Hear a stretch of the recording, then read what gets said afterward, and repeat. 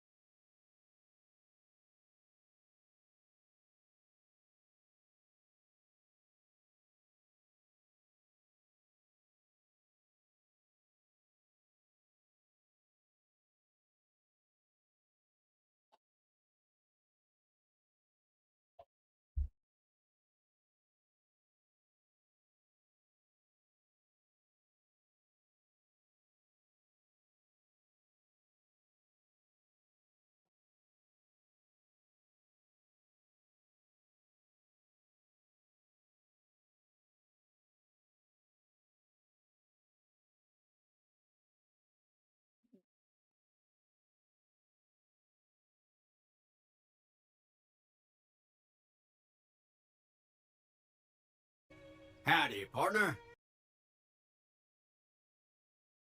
Okay. Welcome in, y'all. Good afternoon, good evening, good morning.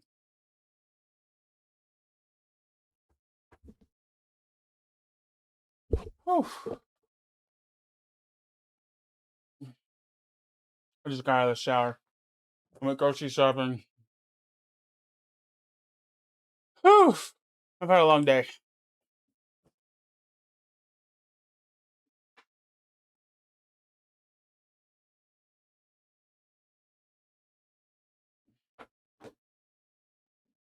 What's going on, Noel? What's up? We got about an hour until state of play.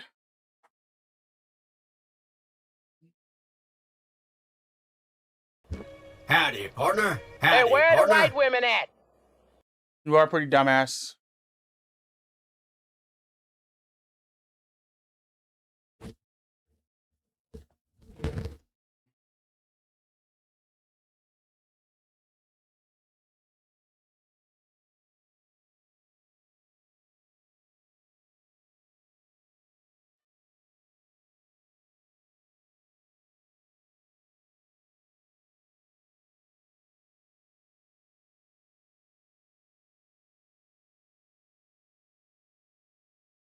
At 5 o'clock, we got state of play, which should be about an hour long and should have a lot of decent games in it, honestly. This is the start of the E3 season. That used to be the E3 season. Now it's just a lot of trailers. But it should be a good time. Uh I always enjoy it. I am gonna be at the crab the entire time. I'm almost to 91 strength. How you doing, E? What's up? Howdy, partner. Want smoke?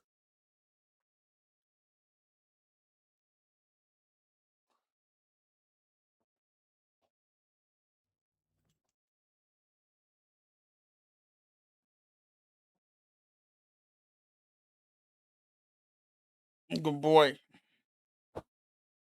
Yes, you good boy. I love you.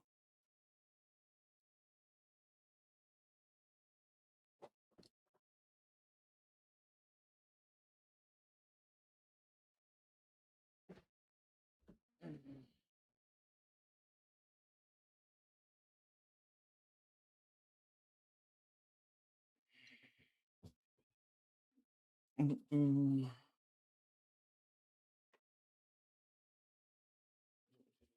Cheers, yo.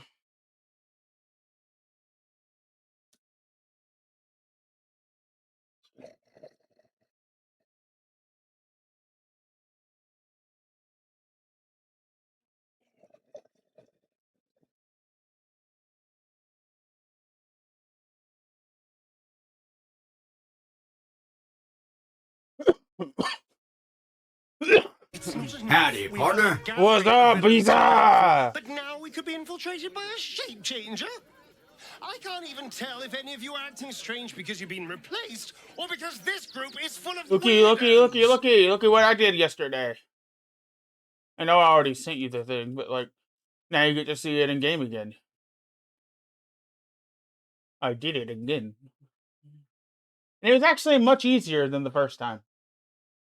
Honestly. Like, much easier.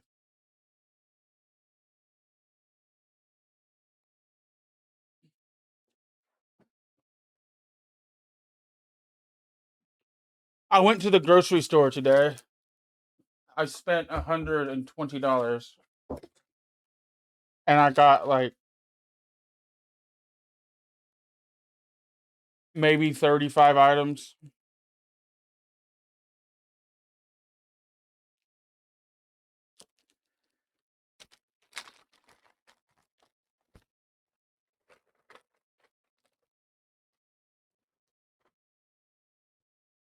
And this was the fucking receipt.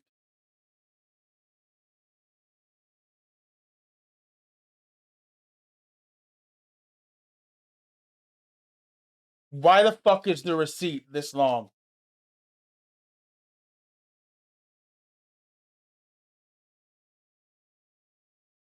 That's ridiculous.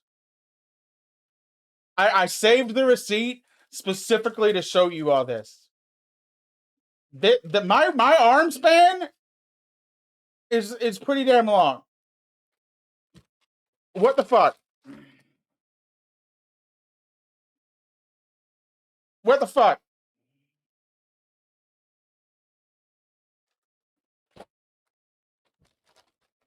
What's up, Jules? Just in time to smoke. Butterfly in the sky, I must be really high. There's a dragon there, I'm a little scared. A reading rainbow. I can eat anything. Take a joke and blow some smoke. Howdy, A partner. reading rainbow. Please, here's our start. Your pussy makes. I didn't mean it like that. The whole world shakes. I love queefs. I think they're so cool. I really do. Like,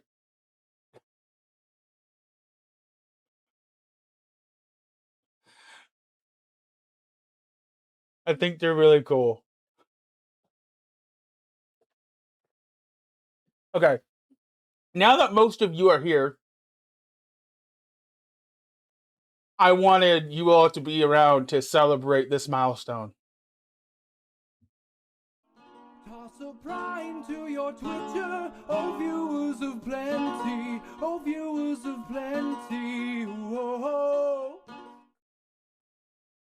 Nice.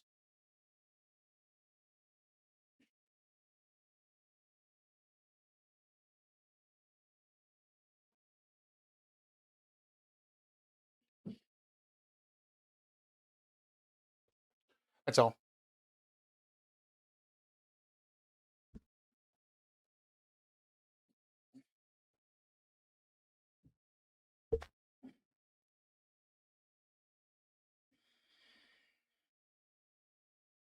I got my weed on its way.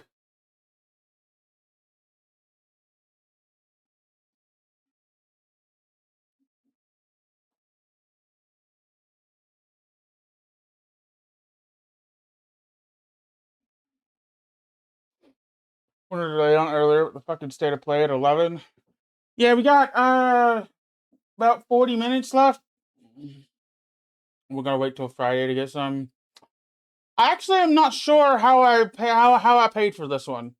I have a feeling that's gonna come back to bite me in my ass. I just got a feeling.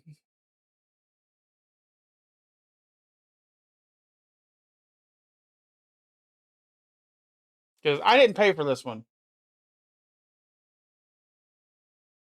I just have a feeling someone's gonna hold it over my head eventually. How do you not know? Because I never handed people money and they just said, here. I just have a feeling. I just got a feeling.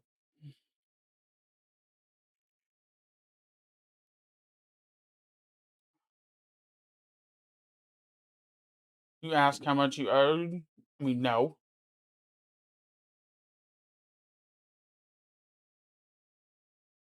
My weed situation is absurdly confusing.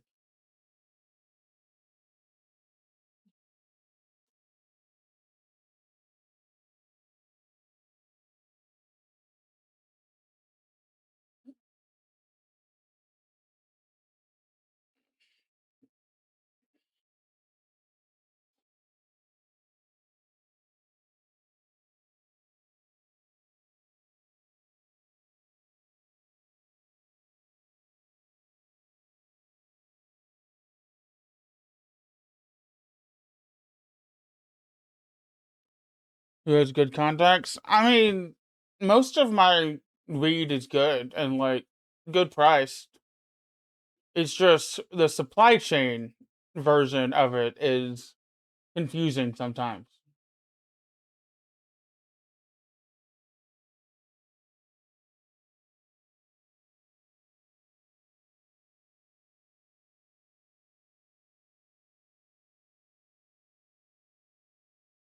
Man, I would love to know the names of what I'm smoking. Oh my god.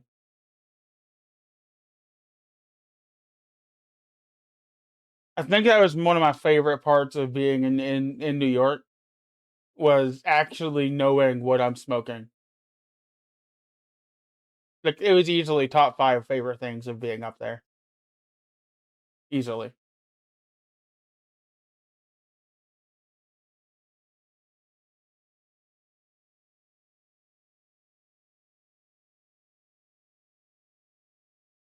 What's number 1?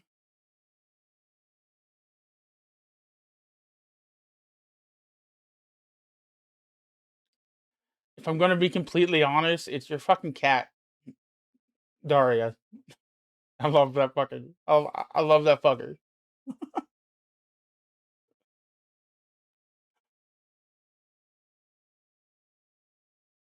I miss her.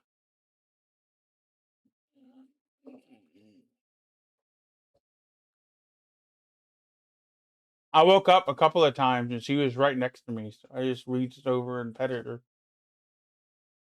Animals love me, man. Very, very few animals I've ever met don't like me.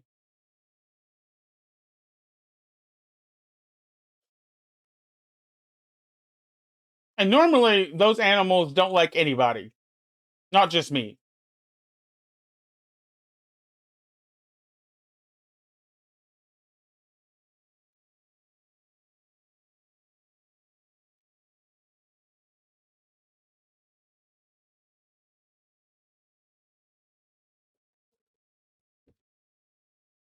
Arnold is extremely selective with who he likes.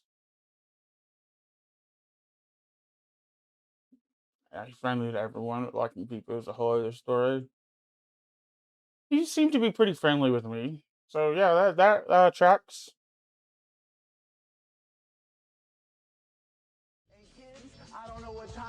No smoke. It's 420. It's 420. 420. 420. 420. 420. 420.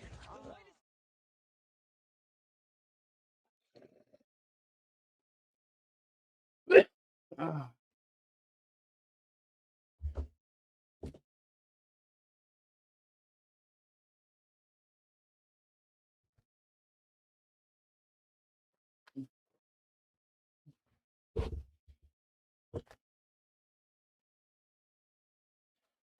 I'm gonna go downstairs. You should come to the crab afterwards. Cheers.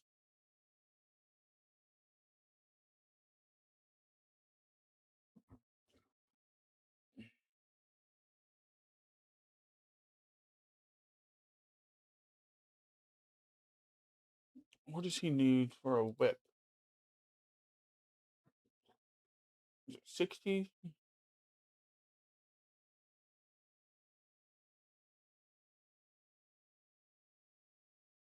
Shit, it's 70 attack. God damn.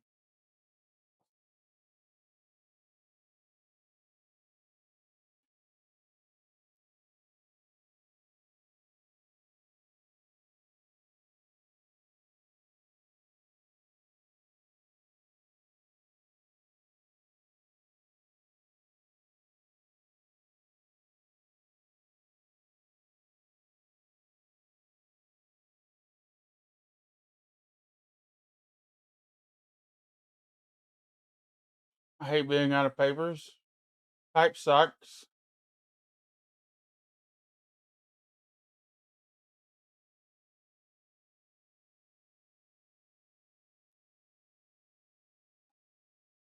I'm very rarely in the mood for a joint.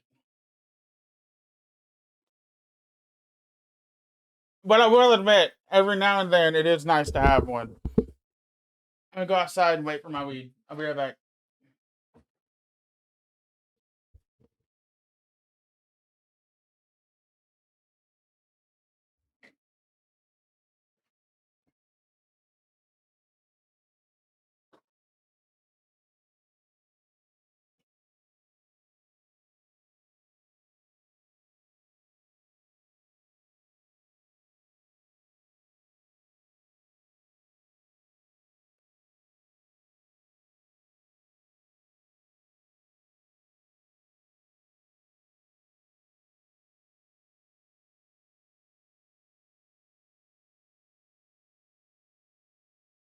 Sit still.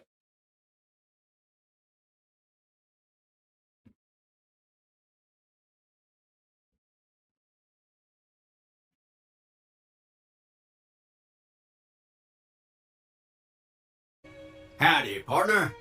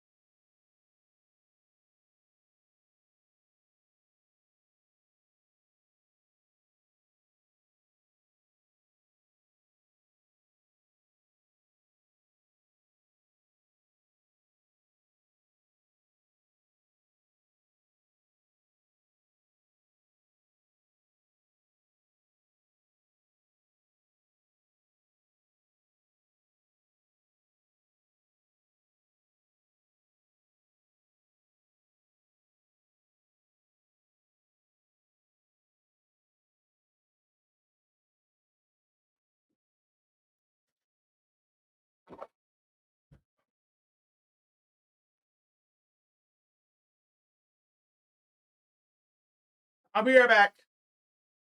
My dad got a new car and wants to take me for a short ride.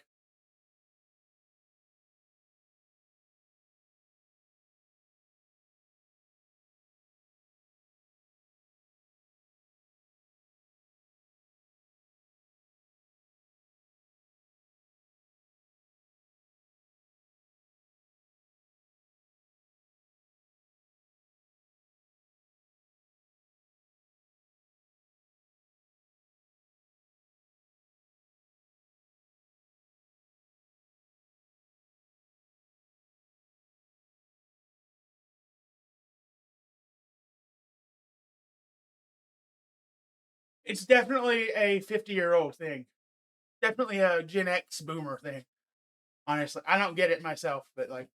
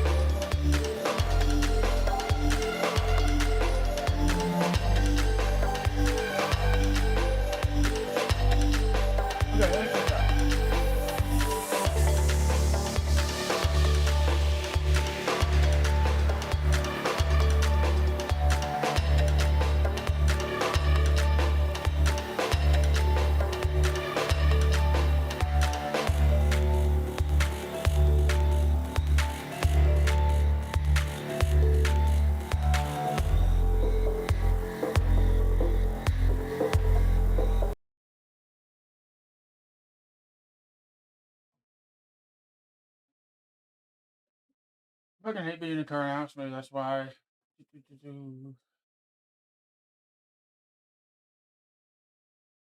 America has license at 16. When the fuck does everywhere else get them? 33 now, so 15 years of doing all the driving for friends and family. I fuck driving now. The last 2 years, I've gotten me riding, going places if I gotta drive.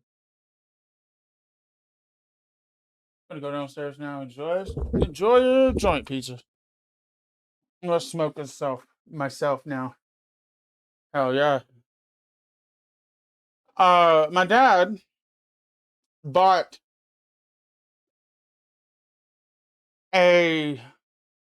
the way he explained it, I don't know jack shit about cars. I just want to say that like right off the fucking bat. A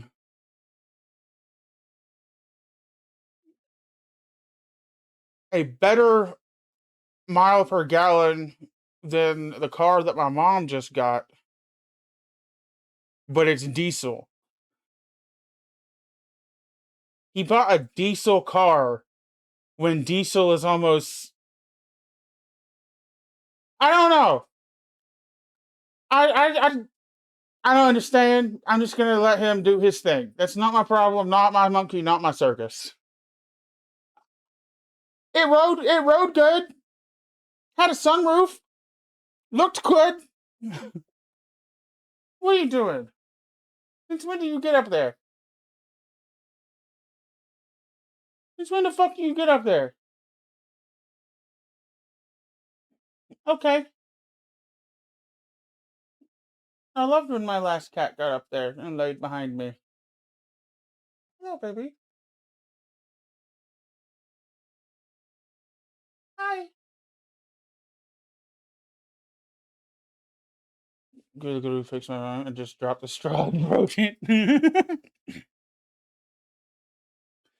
I would rather break this piece, the bowl, than I would break any other piece. Because that piece can be replaced. The rest of it, you just have to buy a whole new fucking bong, basically.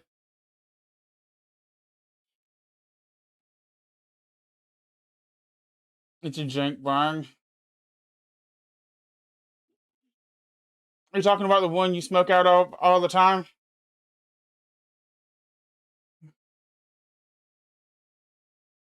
Yeah, just no straw.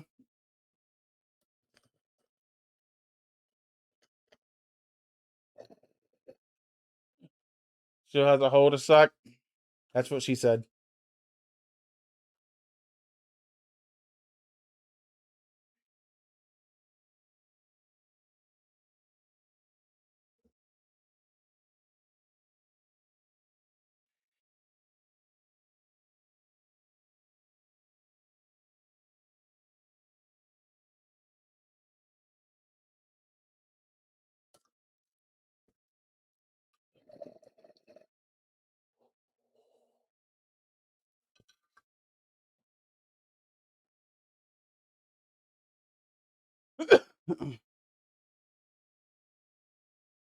You sure you want to be right there right now, Cat? Okay.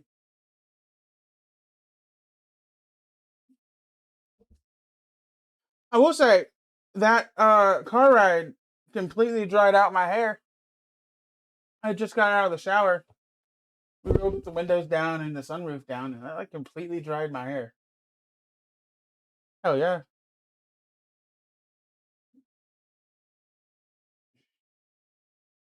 I like how my hair looks right here. A lot.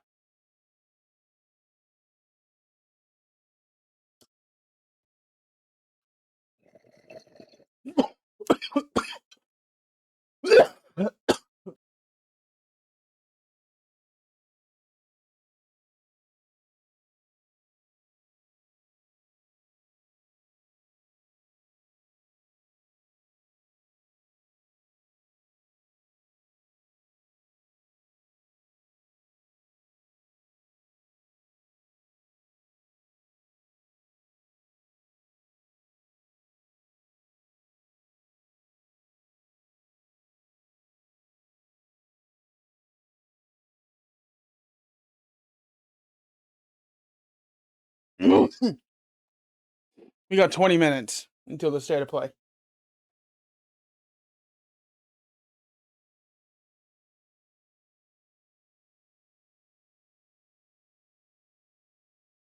She's looking at me like, "Are you okay, dude? The fuck?"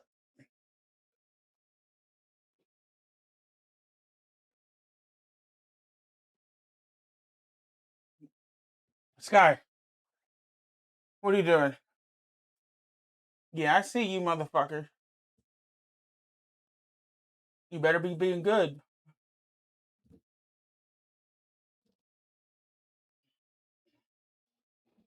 Whew.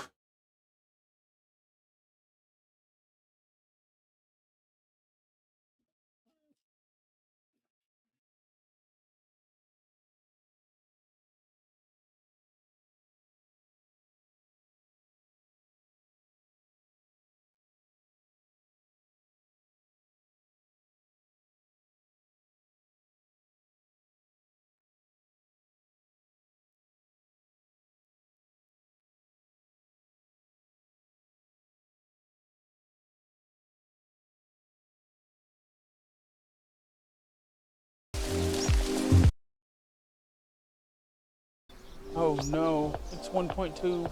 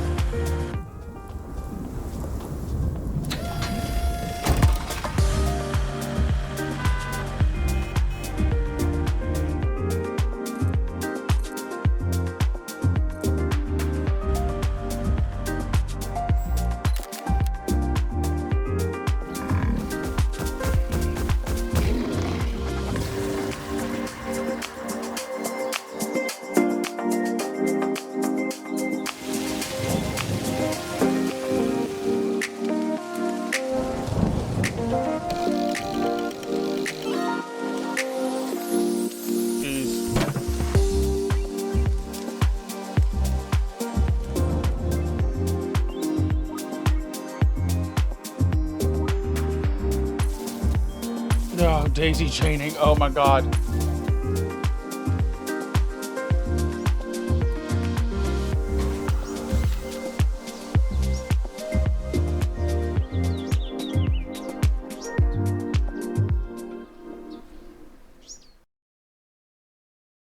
I would be happy if 1.2 is literally only daisy chaining and the weather. Everything else doesn't matter. If it was just daisy chaining and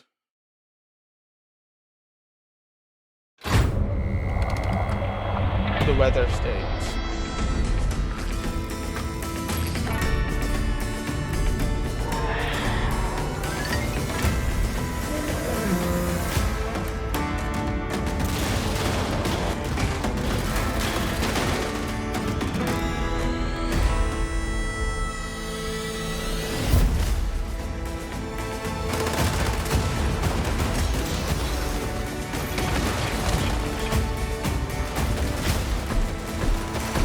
So it's literally just, that's it.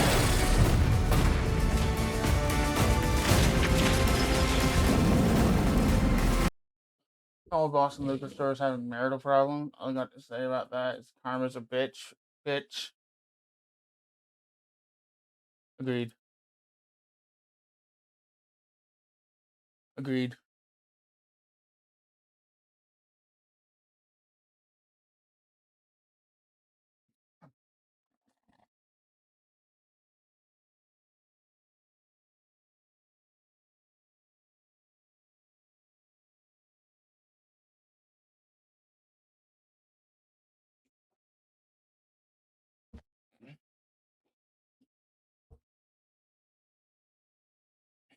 Whoa! Fuck! Airbed.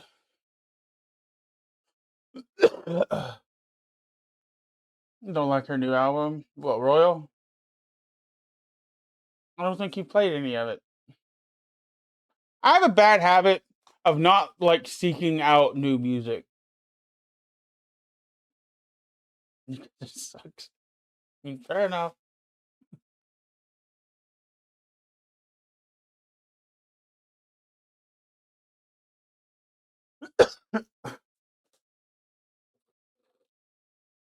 I'm like a sponge.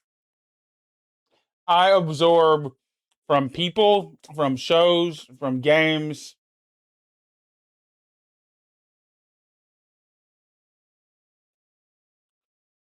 Uh, and from there, I dig into those people. But I do not go and like listen to random music trying to find new music.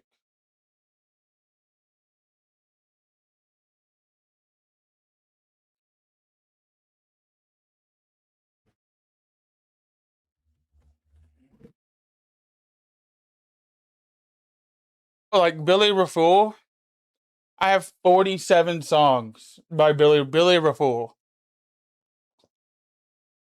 And it all started because of Days Gone, the video game, with Hell or High Water, which is this song. And it's a fucking wonderful song. Oh my god. And because of that, I found Better and Bliss and Mental Health. And finally, let's go with Homegrown. And also, let's smoke. Memorize.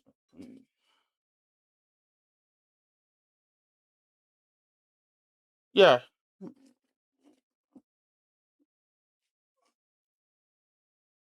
he's actually 7 songs away.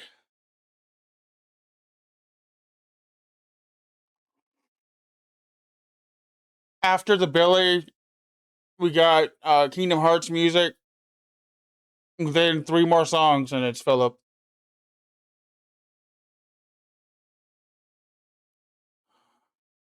Beat me till my body's numb.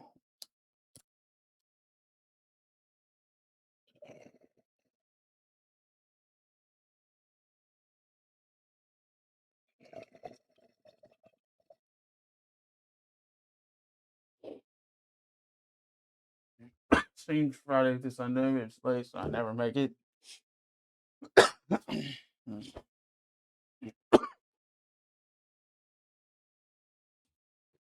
I kind of like where I am with my streaming time. Completely tangentially related to what we were just talking about with you. Uh, his timing. I have like the best of both worlds in that I stream during the day, but if I want to extend it, I can also be a night streamer.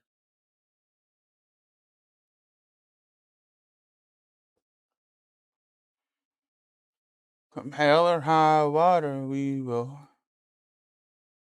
rise above. No matter I believe in you are enough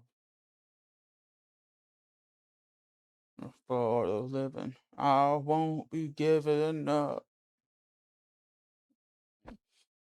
You taught me how to love.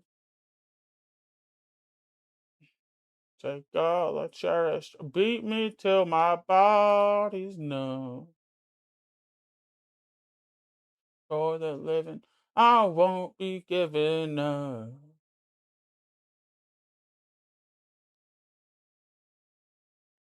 You call again for about an hour. Hee hee. We're in hee hee. Uh, you should do it.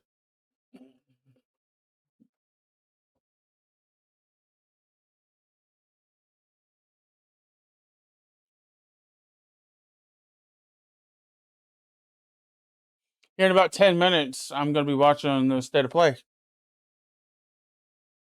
This is Better. Oh my god, I love Better so much. It might be my second favorite song of his.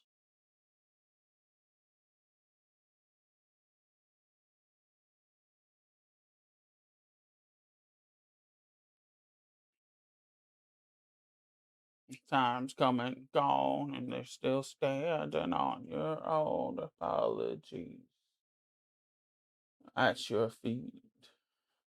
When I build you up, when you're breaking down, when you won't take love that you've gone without.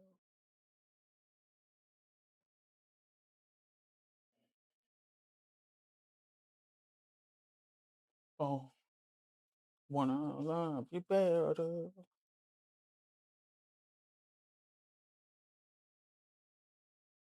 Wanna let you take control.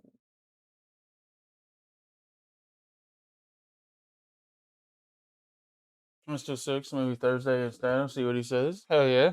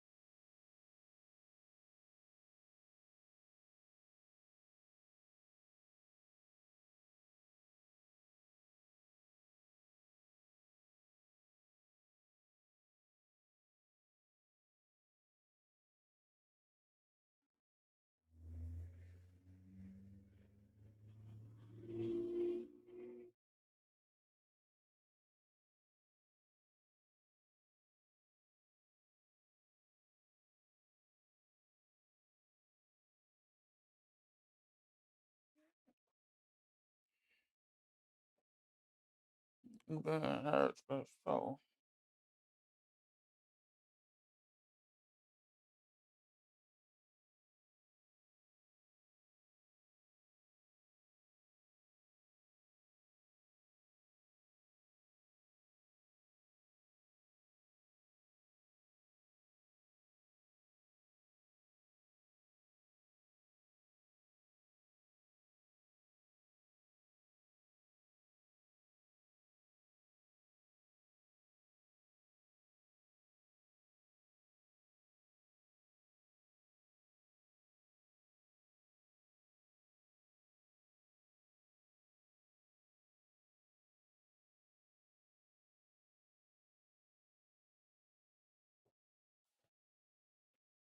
Ignorance. Another love song can be something. When I wake up feeling nothing. Was a young dumb kid again. Give me a hit of ignorance. Double shot of bliss. Song. Wishing that you would be listening. Oh, so long. You so help. I got lost. And I paid the cost.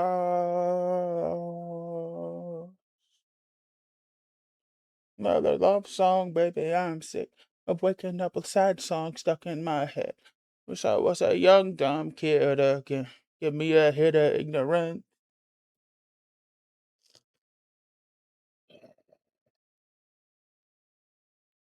Wish I was a young dumb kid again. Give me a hit of ignorance.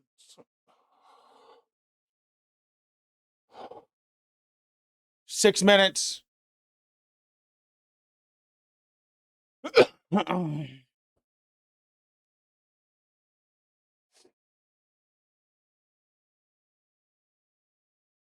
Wish I was a young dumb kid again. Give me a hit of ignorance. You know, the love song can be something. You're gonna wake up feeling nothing. Wish I was a young dumb kid again. Give me a hit of ignorance. Double shot of bliss. Double shot of bliss.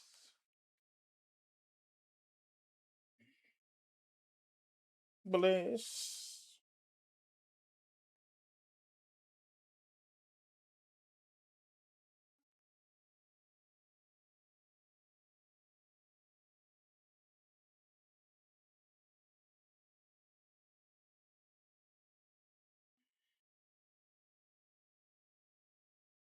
What's the start of you? It's what I gotta do. Thinking I could never say. Been hallucinating, baby, baby, you can save me from myself. 'Cause lately shit's been crazy, hard to say that I'm unwell. I think that I've been doing fine, but you should see the other guy. Need some help, can't do this by yourself.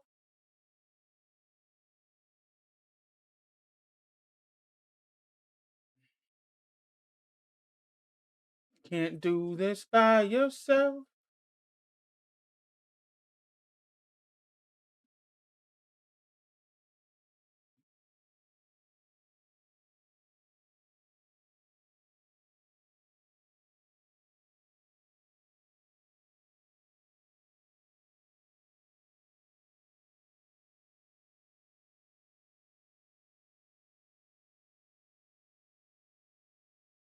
She likes my beard.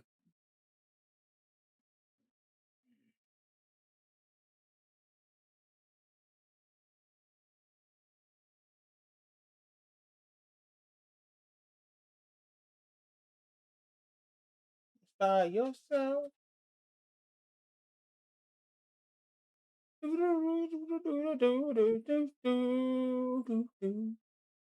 Can't do this by yourself.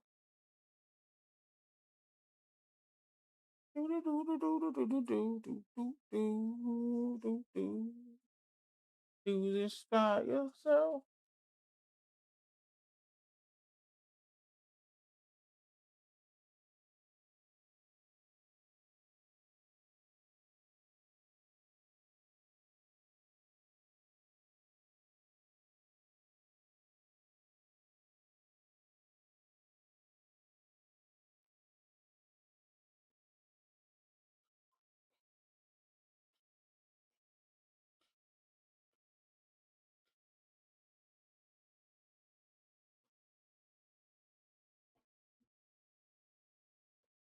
She just doesn't give a fuck.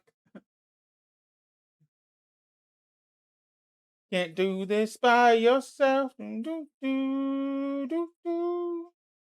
Do, do, do, do, do, do, do, do, do, do, do, do. Can't do this by yourself. Okay, I changed my mind on Homegrown. That's just too sad.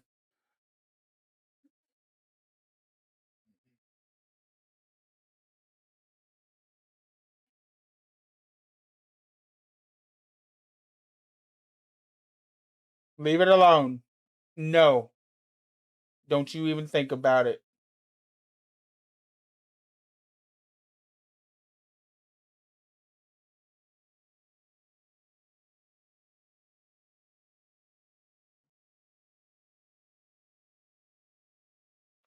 Okay, you gotta get down, kitty. Good girl. Let me face my fears. Let me face, let me do.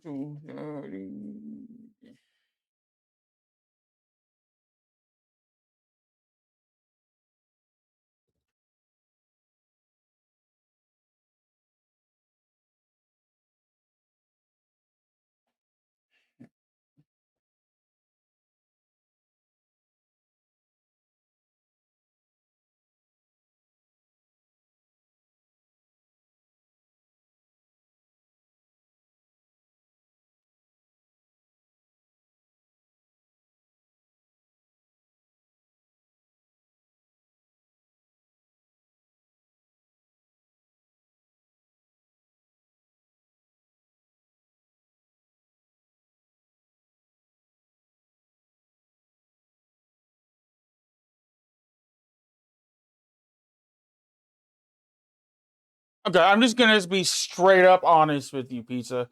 if you have any expectations whatsoever of Kingdom Hearts being in this fucking showcase, you're not even a clown. You're the whole goddamn circus. Okay? Just saying. The whole circus.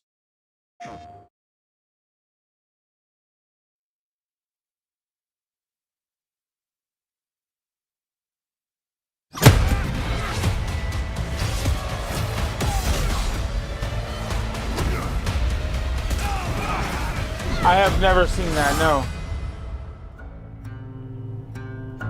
Hi, I'm Marcus Smith, Creative Director for Marvel's Wolverine.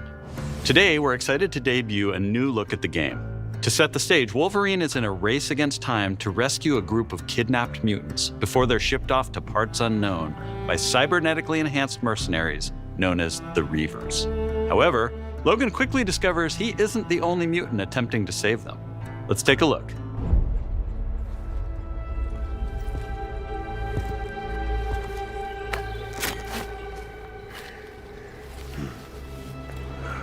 Let's see if we can find the one that got away. Redhead. Might be our only lead.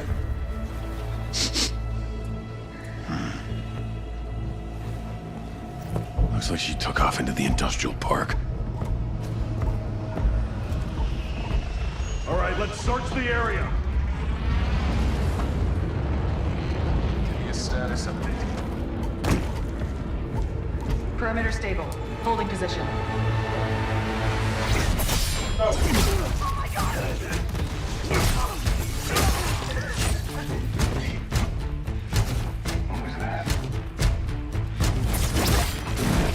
Get up there, lay down. Stay out of the trap. God damn it. No answer. Stay sharp. I don't like this. Should do another sweep. It's too quiet. God damn.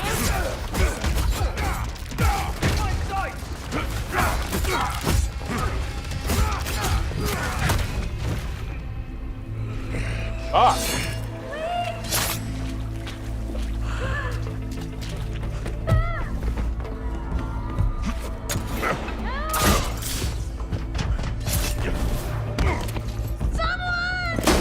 Shut it, freak.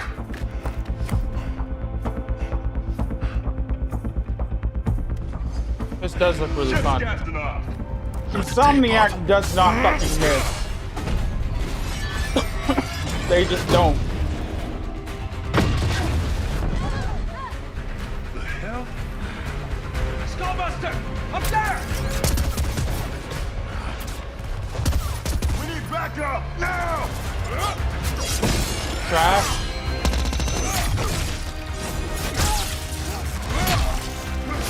Fuck.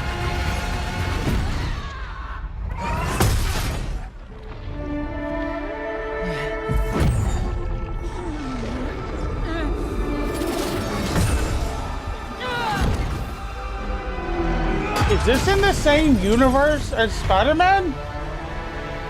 I'm curious now.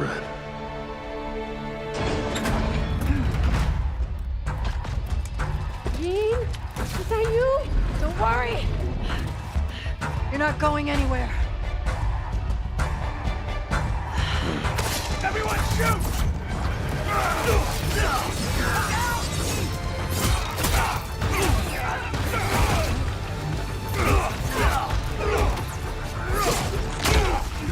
God damn!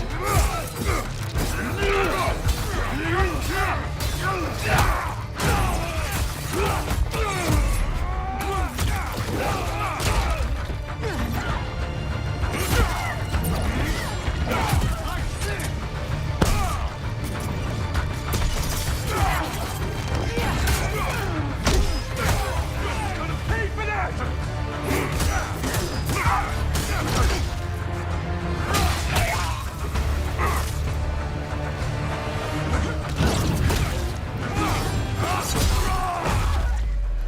We love team ups. What the hell? Yeah,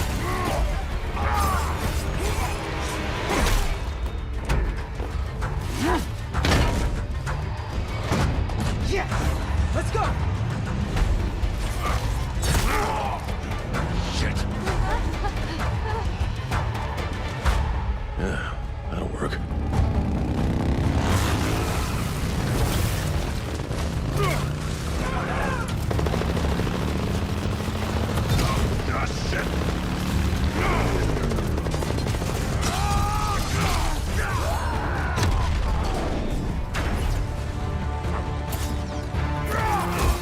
Where are those mutants? He's a wild animal!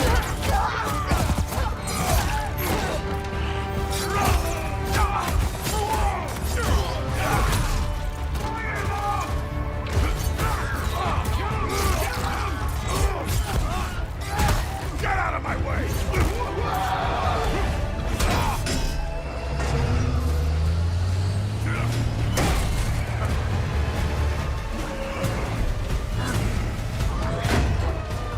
You're mine, Shorty! Hello, Adam Smasher. But like, that's Let that be a freak! it. Totally looks like Adam Smasher.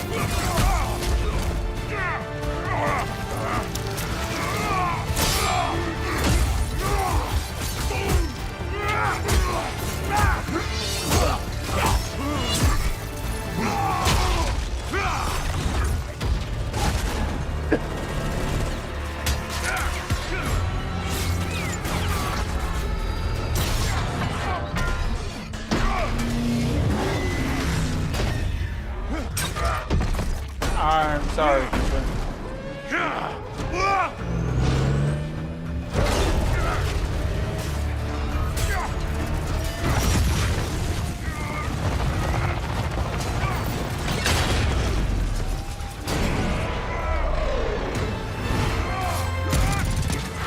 Fucking hell.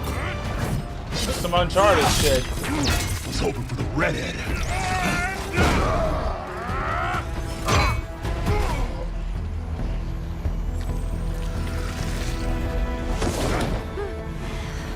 Let's get you guys out of here. Are you a superhero? Look it. I'm Wolverine.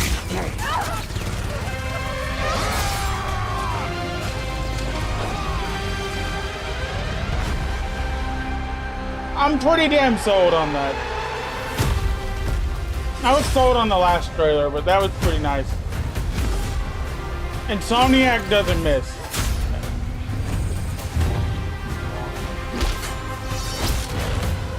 They just don't. And this looks fucking great. Wait to die.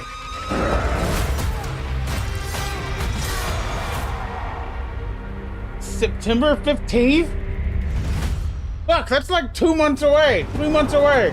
Absolutely. We hope you enjoyed I'm that down. new look at Marvel's Wolverine. This is a single-player, action-adventure game featuring a focused, story-driven experience that will send Logan on a perilous journey across the globe, where more than innocent mutant lives are at stake. In this game, mutants live in hiding, fearful of those who would hunt them down, while most of the world doesn't even know they exist. As you saw, you'll encounter iconic Marvel characters like Jean Grey, Mystique, and Sabretooth. Some folks can't wait to Very die. excited to fight Sabretooth. We also showed you a glimpse of the brutal combat you'll experience in Marvel's Wolverine. It's fast, fluid, and visceral in the way that only Logan can deliver. Marvel's Wolverine is built to take full advantage of the PlayStation 5 consoles, and we cannot wait for you to get your hands on it when it launches September 15th, 2026. We're also happy to announce that you can pre-order your copy today at the end of the show in select markets. Check out PlayStation Blog for more information. On behalf of everyone at Insomniac Games, thank you. We'll see you next time.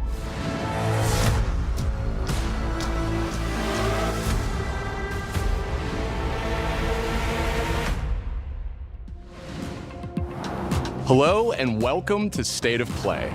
I wanted to start by thanking Marcus and the whole team at Insomniac for that extended look at Marvel's Wolverine. We've got a ton more to share with news and updates from both PlayStation Studios and third-party studios from around the globe. Let's get right to it with the latest from our friends at Arc System Works, XDev, and Marvel Games. Okay, I'm not gonna lie, I am over hearing about this fucking video game. Release it already. This is like the fourth fucking trailer that they have showed for this game. Prepare to face the supreme master of the pugilistic art, the Duke of Get Your Dukes Up, Mr. Champion! Actions are worth more than any word. And the greatest action is to fight. You have defeated so many. You've defeated whole worlds. But you've never fought Doom. Let me show you why you should kneel. Think you're a genius, Doom? Your works are mere trinkets. My genius is endless! And now my turn. You made promises, Doom, and those promises shall be kept. This violence will solve nothing, Eric. My dearest Aurora, mutant kind shall rise, and I will be the one to lead the way! Showtime! You look a little angry, Bug. Still holding a grudge. Very excited for Green Goblin, though. Not enough fucking, the way! And Carnage? Fuck yeah! I'm gonna kill Spider-Man, not you! You want to fight? Carnage will It definitely looks good. Moment has come! Attack! No mercy. Let me do it! I'll slice you up! Don't be greedy! He's mine! Knights of Doom! Destroy them! Feel my wrath! The end is near.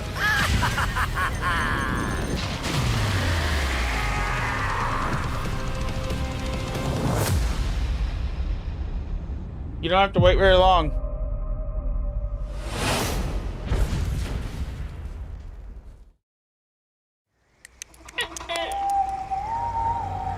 I see much from my perch atop the tree of tranquility. Yet, there are some outcomes that are uncertain, even to me.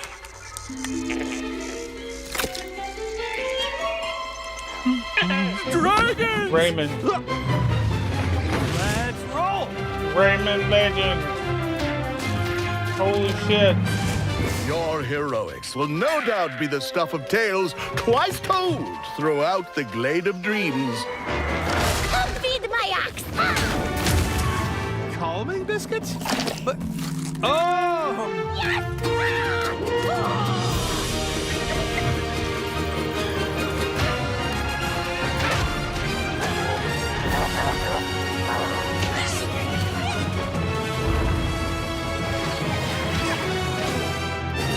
Looks gorgeous.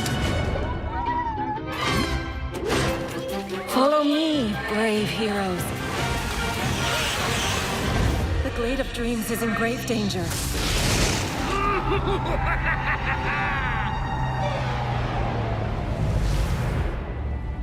It's time I made my mark. It's 4 against 1! You don't stand a chance! Maybe he stands a little bit of a chance. Globots to the rescue! I am as fast as a milk gun! Quick size! For the Glade, then!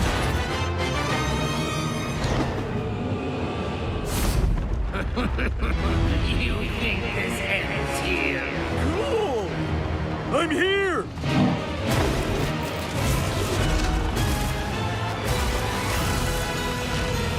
Are you ready for our game, Rayman? So it's a remake?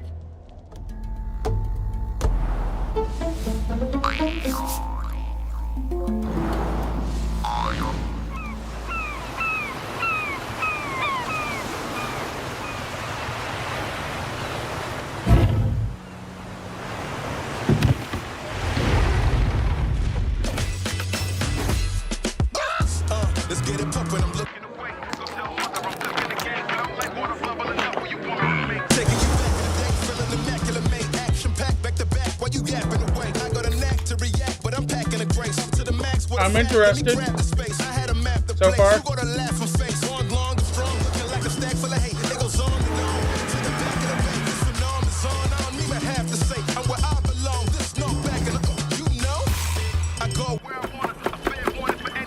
Irashai. You can't stop me and get sloppy to bear on them. They try kofi for man, they got tears on a mishpat. Yeah, so incredible. When you're this good, go let them know. Yeah, so incredible. When you're this good, go let them know. They ain't never hear a man like this. They ain't never seen a man like this. Go let them know. They ain't never hear a man like this. They ain't never seen a man like this. Go let them know. This looks great.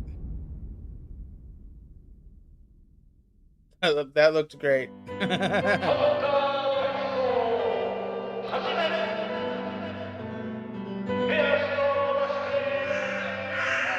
見えてるか見つけた。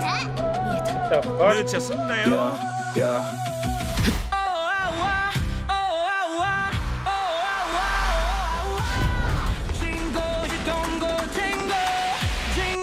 周りをよく見てごらん。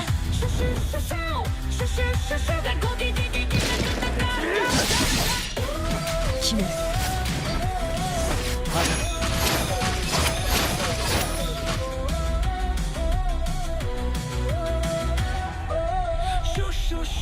行くぞ。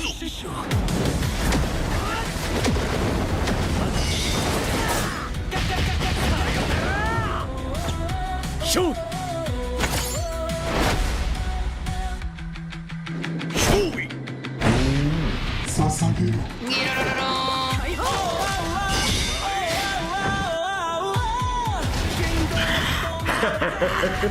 くれろ。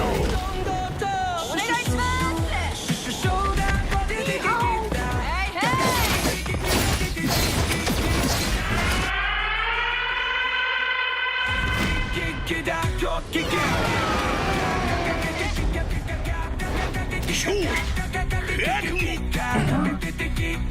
尽くせ。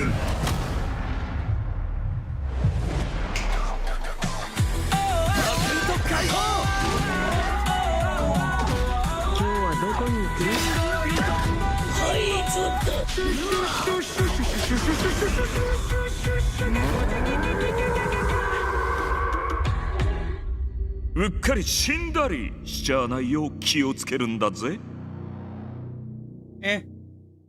Looks cool. Not a big anime dude. Hi everyone! お久しぶりです。安心の中村郁美です。I remember her. Did you miss me? I missed you! と言っても多分私のことを知らないし忘れてる人もいるかもしれないんですけど、そうだな、見てねお姉さんです。今日皆さんにお届けしたのは妖怪ハンターアクションゲーム煙です。舞台は煙シティ。この世とあの世が混ざってるカオスな街をアジアをベースにいろんなカルチャーが入り混じってます。煙あるところに妖怪ありという言葉がありまして、それを妖怪ハンターが見つけ出します。そこで使うのが妖怪ハンターだけが使えるフォックスウィンドウ、狐の窓です。この窓を介してパラノーマル現象や妖怪を見つけ出して、で可視化してそこに妖怪をハントする。しかし妖怪をただただ集めるわけではありません。私たちのゲームでは妖怪と契約をしなければなりません。頂上をまとい未知を狩る、あなた自身に憑依してもらいます。そして憑依した妖怪のパワーを使って憑依アパレルというかっこいいアパレルをまとってスーパーパワーでもっと強い妖怪に挑んでこの世界の謎に近づいていく。ハンターは種類が3つありまして、1つは刀ハンターになります。もう1つは弓ハンター、次はシャーマン。そこで皆さんお気づきの通りマルチプレイあります。仲間と一緒に暴れて死にかけて妖怪ハンターとして一緒にこの煙シティで煙って遊んでいただければ嬉しいです。私たちはカオスをお届けして笑いをお届けしたいと思って煙を作ってます。あの世に最も近い都市煙シティへようこそと言いたいところですが、煙はまだまだ開発中です。情報いっぱい落としていきますので、もうとにかく煙の世界をこれから楽しんでください。レッツ煙、煙っていこう。シュッシュシュシュッシュシュシュッシュシュカカカカカカ。うっ Yeah, I didn't like the look of that. It's not for me. This, however, is tailor-made for me. I'm very excited Halfway for across this. the continent looking for you. Fucking love Tomb Hard one Raider. to track down.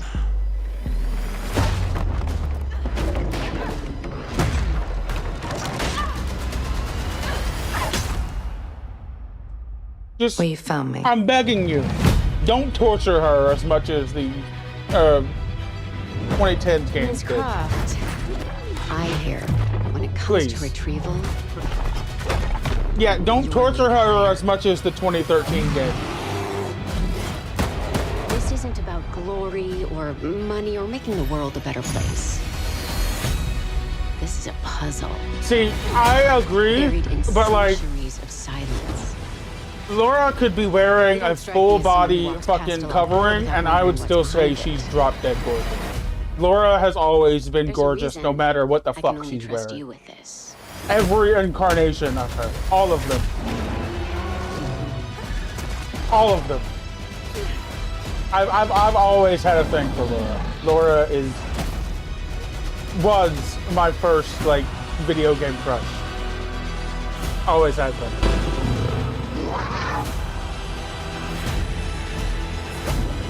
Right, video games in general. Oh, I agree. I very much agree. Gotta say, I'm just saying, like, you captured your good side. and she doesn't look too You're assuming I've got a bad sexualized side. here. So, yeah, you're right. But I'm just saying, I've always liked Laura. Oh my god.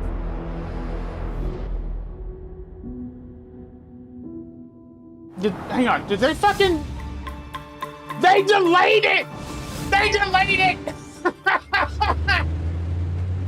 It was coming out this year. Like at the end of the year, but they delayed it to get out of GTA 6's way. What did you like about it? He's big and loud.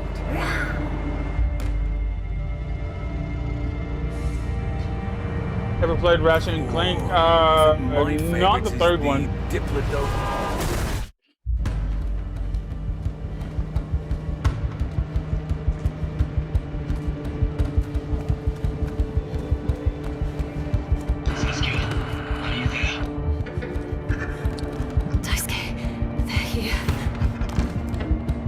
Okay.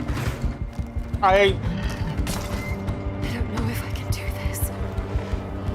Courtney Gears? From Gears of War? The main character from Gears of War? You have no other choice. Fucking robot. You wanna fuck a robot? Robosexual! There's always a choice.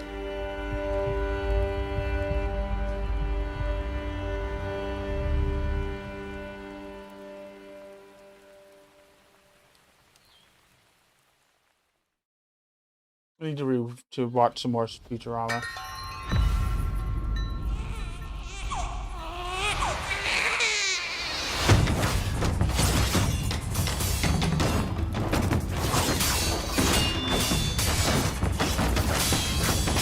I don't know, man. That baby is definitely not okay now. That baby that baby's dead. Shaking. That baby is shooketh. That baby is shooketh.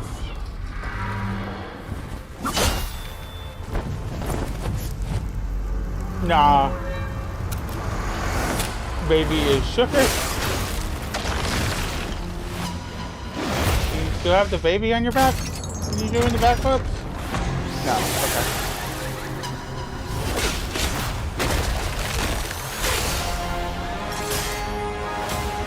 Oh, I don't care about this.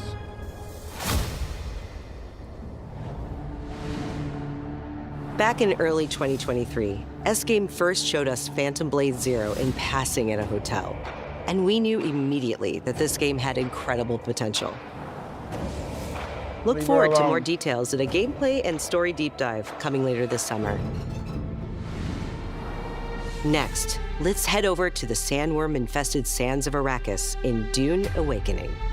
Oh, it's finally getting a PS5 release? In this open-world release? survival RPG, you can fully immerse yourself in the world of Dune, Unravel a cinematic story filled with mystery and intrigue, Didn't much care featuring for it. many of the characters from the books and movies. Find the Fremen, wake the sleeper. Alone or with friends, you will explore the vast open world of Arrakis and learn to survive and thrive by unlocking the secrets of the Fremen.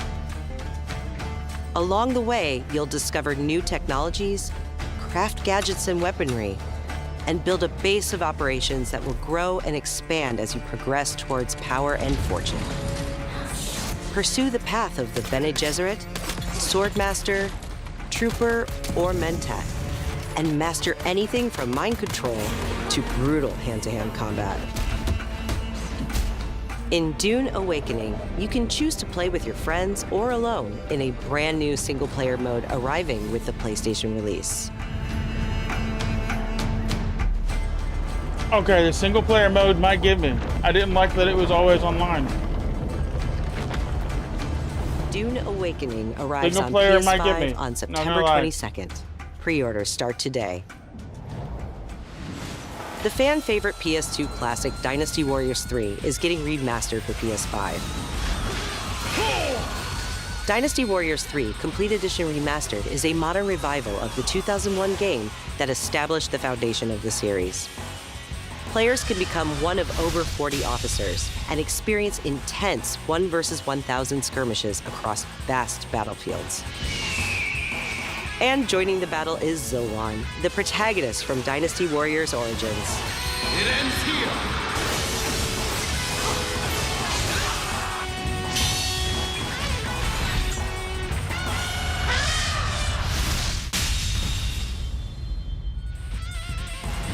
Dynasty Warriors 3 Complete Edition Remastered launches later this year. Pre-orders start today.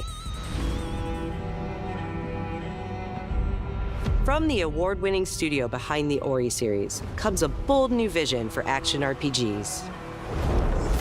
No Rest for the Wicked is a brutal Souls-like built around skill, consequence, and precision combat. Step into a living hand-painted world you can explore alone or share with friends in your own persistent realm. A world that evolves even when you're offline. The highly anticipated full 1.0 release expands everything. A massive world, a deep class and progression system, and hundreds of hours of content, including endgame, all with full crossplay and cross-save. No Rest for the Wicked launches on PS5 this October and is available to wishlist now. Up next, let's check in with Capcom for an update on Onimusha: Way of the Sword. Doesn't matter.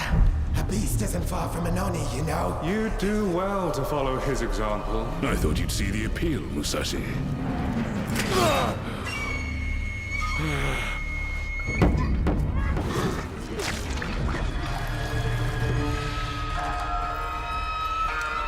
That castle on the mountain.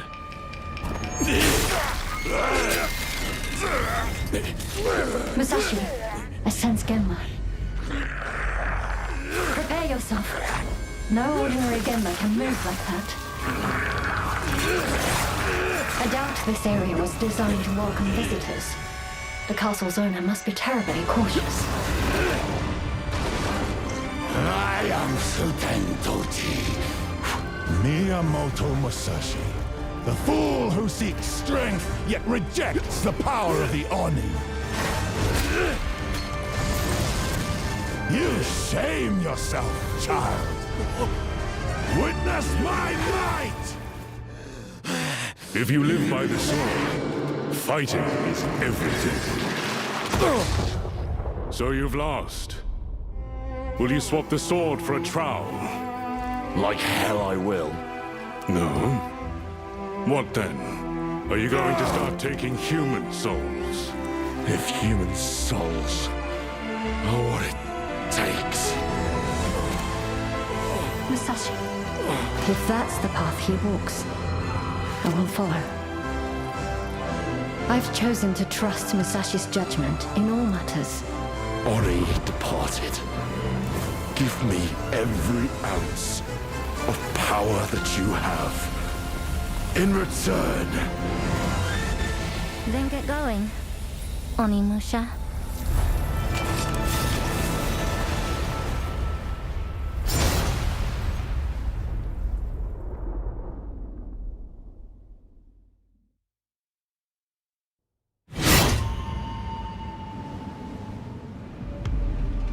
We can't wait to get our hands on Onimusha Way of the Sword this September.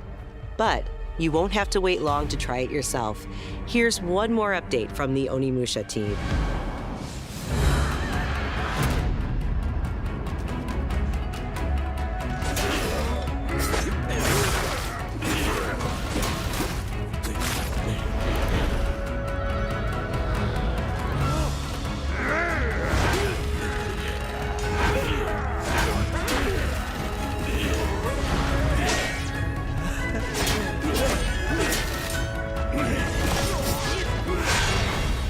Off the paralyzed, I'll be here, little lady. I'll be around. I'm gonna smoke after this in just a minute.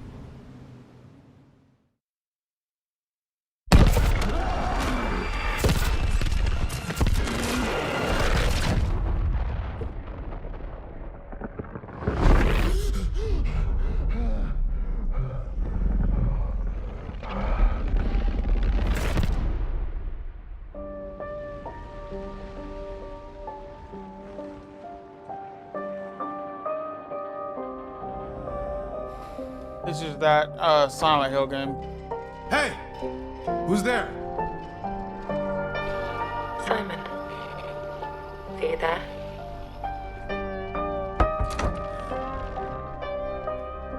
Please say something. Where did you go, Simon? Something doesn't feel right.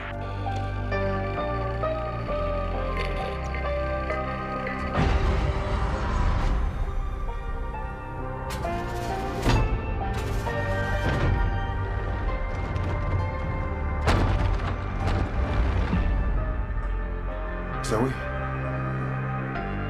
I'm sorry, Zoe? What are you doing here?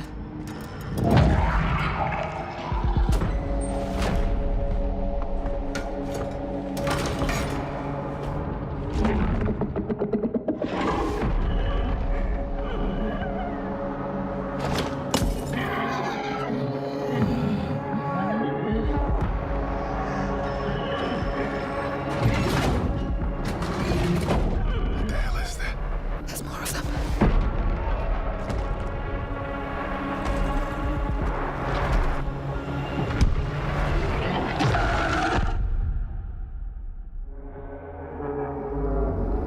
I'm so sorry.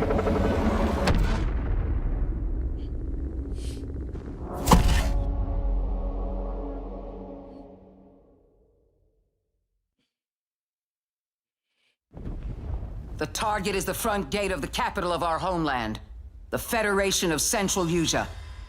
We will storm from the sea and take the capital back from our enemy. So you're the next one?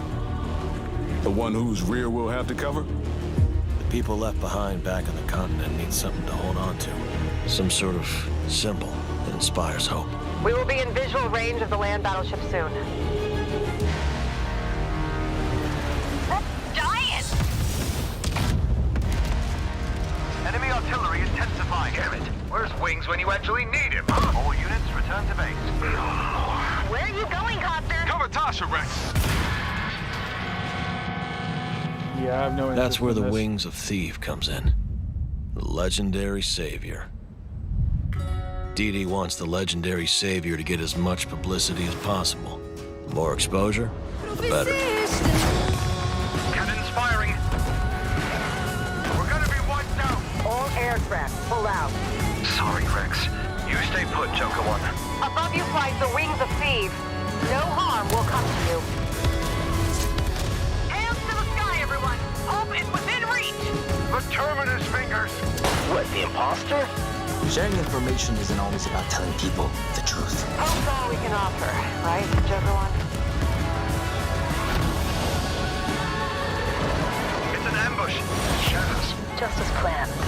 dangled the bait and Wings took it. We'll find out soon enough.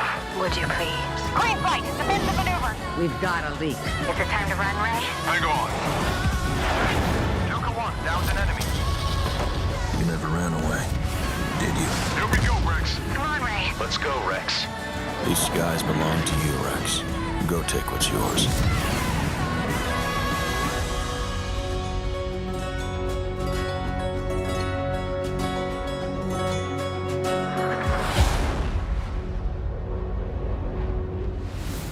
皆さんこんにちは。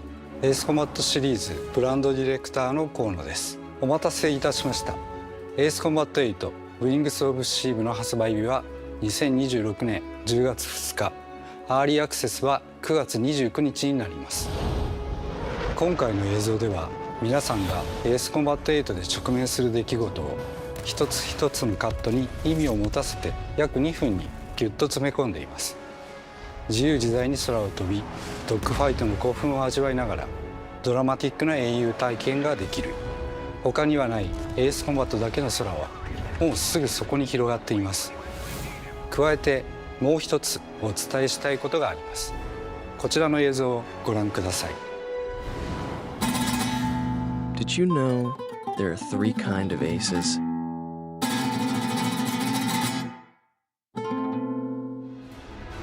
今回エースコンバット8ウィングスオブシーブにはダウンロード版はプレイオーダー特典として、パッケージ版には早期購入特典としてエースコンバット0ザ・ベルカンウォーの移植版がつくことになりました。ぜひ8と世界を同じくするストレンジリアルの世界をもっと深く楽しんでください。お知らせした通り発売まではあと少しです。出撃の準備を整えてお待ちください。ありがとうございました。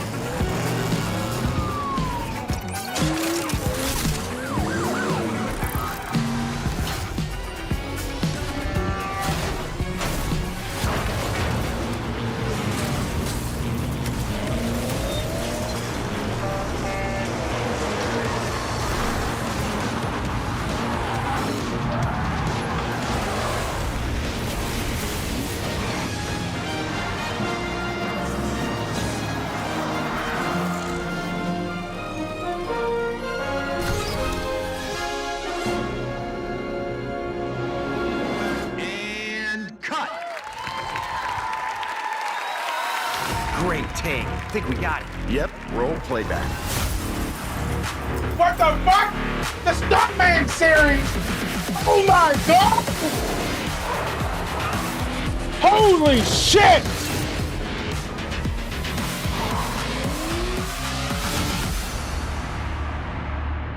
Holy shit!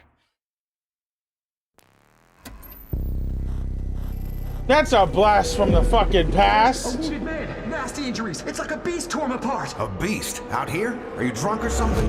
Tow him up and show him out. But he's still weak, so be careful. I fucking, remember playing the original Stuntman with my friends like 20 years ago on the 360.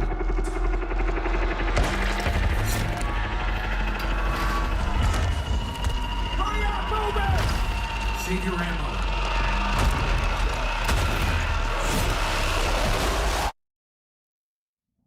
Die, bastard. And you're tough. Surprisingly lively for someone who just came out of a coma. If you want to survive, you gotta hustle.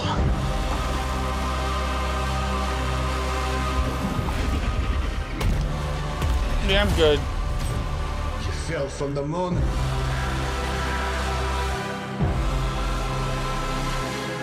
I will help you, but you must not go there. I'm gonna go there anyway. I'll take my chances. Turns out I'm a lucky man. You'll find nothing there. But death.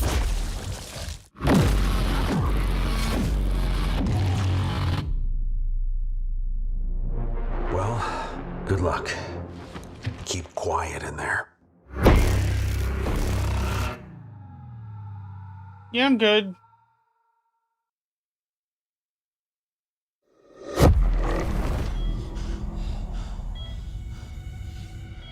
Yeah, I'm good. Also on this. This is the control game. Something is coming. I have to go. It felt like an earthquake. But it was just a paperclip. Falling off a desk. The tiniest tremor before the main event. Jesse. I know what they put you through. You never had a chance. I've always liked these games, and I'm gonna say this, but I'm gonna say it with love. I've always felt like these games are kind of up their own ass. Before the lockdown fell, an uncategorized resonance appeared in Manhattan. As But, things like, stand right now, Dylan, in you're a our only good shot at way, survival. they're just not for me. I like watching stuff about them, but they're just not for me.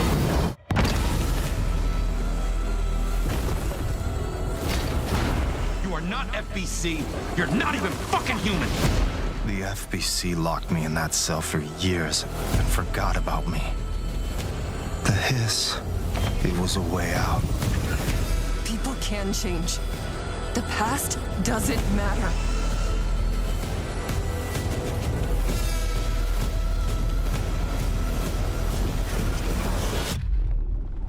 Who are you today? Yeah, I'll be playing Wolverine instead.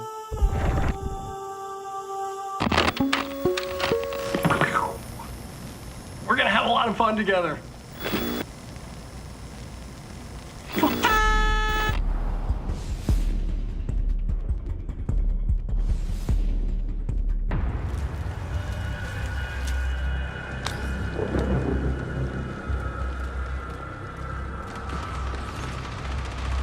Fucking marathon.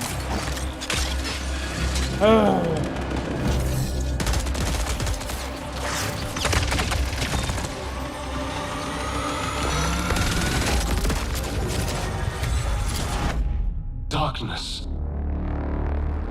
For those without eyes to see. The canvas, blank and vast. Secrets buried in shallow graves.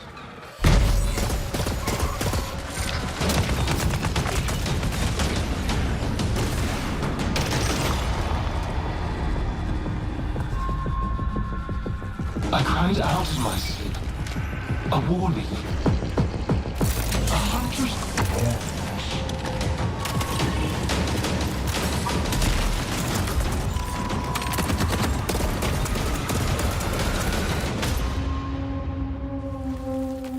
Bury it.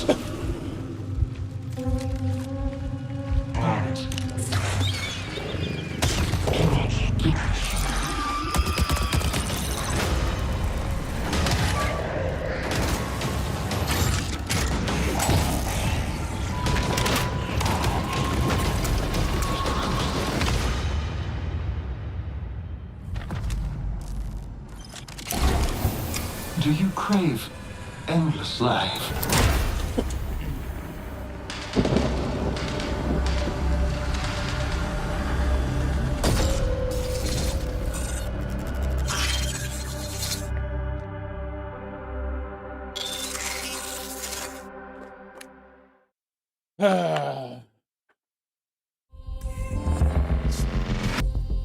The dangerous and cutthroat world of Marathon expands today with Oh its my second God, I don't season, give a fuck Nightfall. about Marathon. If you haven't Move checked out on. Marathon yet, Bungie announced an open trial period for the launch of Season 2. You'll also Yeah, I be able bet to they pick up did. They're Marathon at a hemorrhaging fucking players. Now, Destiny let's take a look at 2 what's has coming more soon to players than PlayStation Plus. Marathon. Up first, currently. a beloved fantasy world is finally coming to PlayStation for the first time. RuneScape Dragon Wilds is an open-world survival game where you rise from survivor to dragon slayer. I just Play got hit. solo I or with just got friends hit as you with a explore fucking brick. Ashenfall, a beautiful, dangerous new frontier in the RuneScape universe, where power is earned and every action deepens your mastery. With magic at your command, I'm gonna get cross dad into deadly terrain, RuneScape. You just mass fucking forage in watch. seconds, uncover hidden paths, and outmatch brutal monsters. You just watch. I'm Craft gonna get dad stronger into gear, RuneScape. master magic, melee, and ranged combat, and push deeper into uncharted regions of Gielinor. Build a home together, farm the land, and fish the waters. Make it yours. When it hits 1.0, I plan on it. RuneScape Dragon Wilds arrives day 1 on PlayStation Plus later this year. What? Even better! Next up, He can't here's a say preview of no. games coming to the Classics catalog I mean, he over the next can, few but he months. won't. Because of the implication. In June, battle colorful enemies with musical instruments in Guitar Man, one of the most stylish rhythm games from the PS2 era.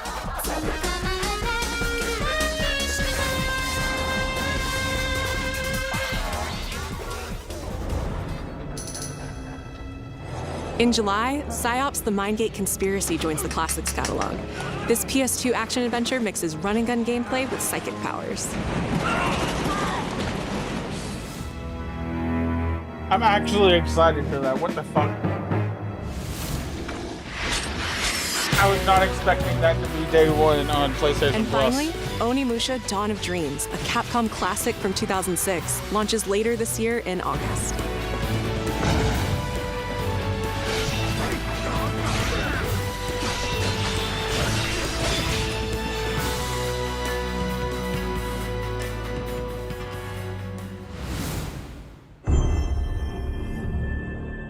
Cheers, yeah.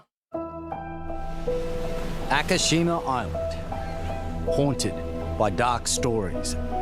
Our goal, confront the evil, corrupting paradise. This is Dead True International. Thanks. Come on, let's get a photo together.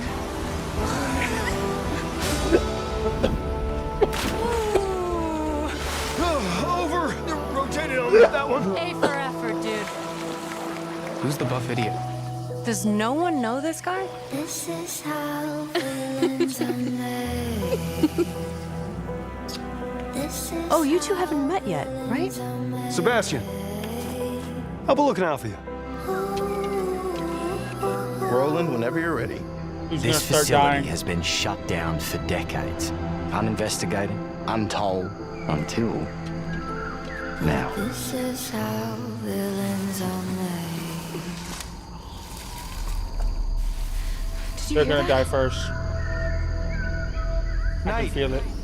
Are you out there? Told you! We gotta go. Right! I have a bad feeling. Let's get rid of it. Grip it tight. Go! He's coming! Through there! Take a deep breath. Fuck! Which way? Steady the mind. We're gonna have to jump! There's rocks down there!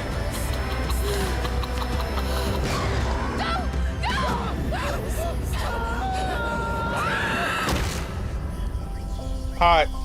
Can you do what needs to be done? No, it's this motherfucker! No! God damn it! Fuck!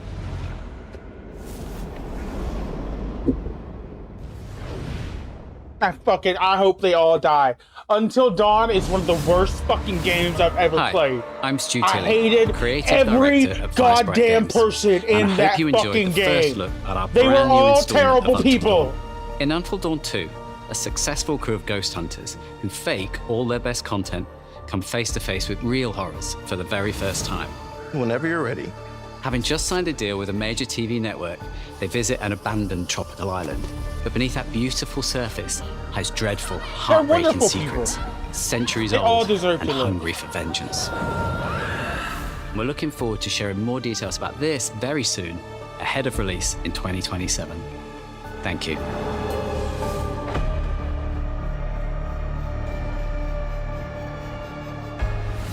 Now we have one more game to show, and it is something special. This is a brand new title debuting with more than 20 minutes of uninterrupted gameplay. So turn up the volume, sit back, and enjoy. Oh no.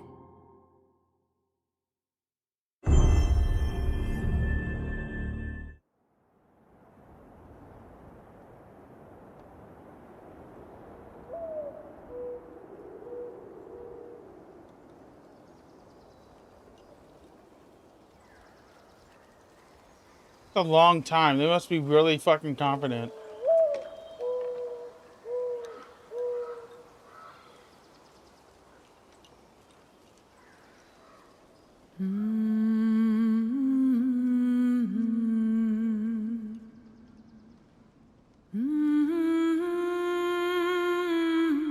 I recognize that.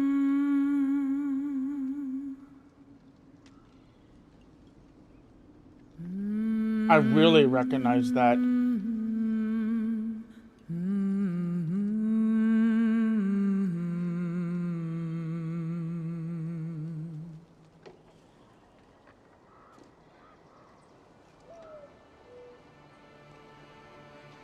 Find your way home. You are free.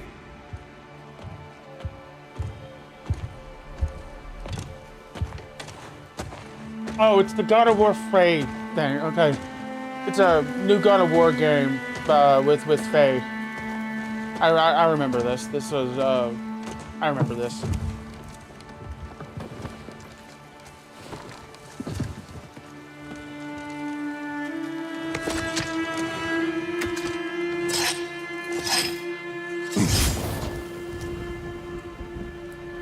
Yeah, it's about her, not Kratos, if I remember right.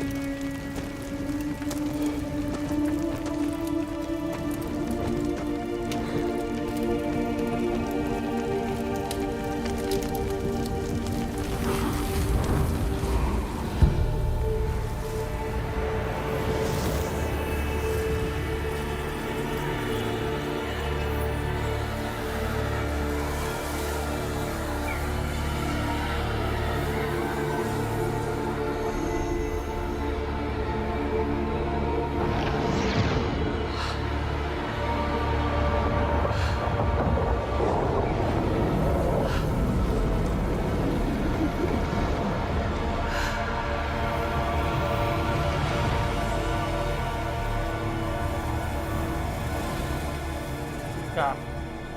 Come here. Come here. Damn!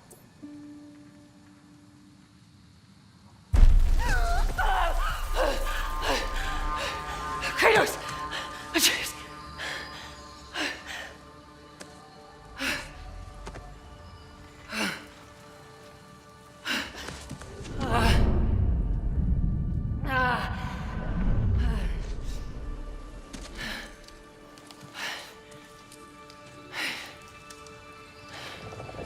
Where am I?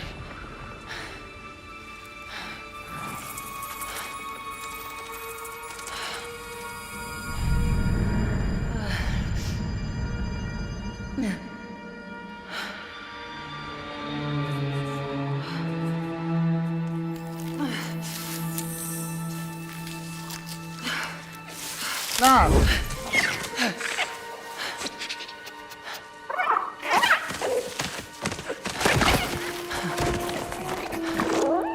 You know where I am? That is so cheating. Introducing your new game with a big fluffy dog to the internet.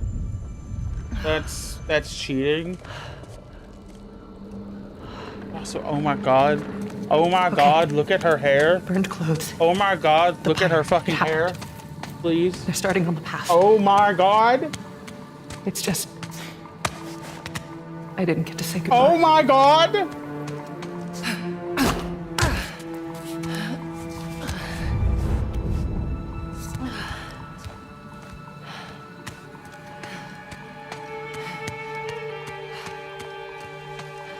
I can't stop looking at that hair. I don't give a single shit about the rest of the graphics on the screen. The hair. Look at the fucking hair. We get so few long hairstyles in video games that go blow your shoulders. Mask. How?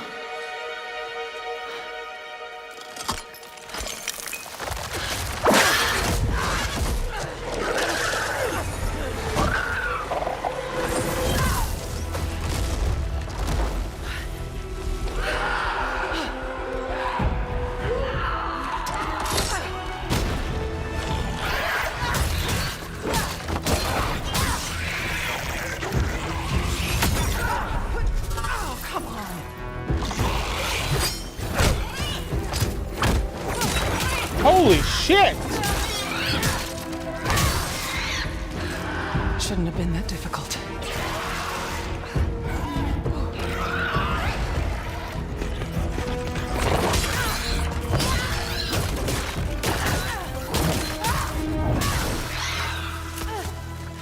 It didn't look that difficult. That looked piss easy for you, dude. Armor. Good idea.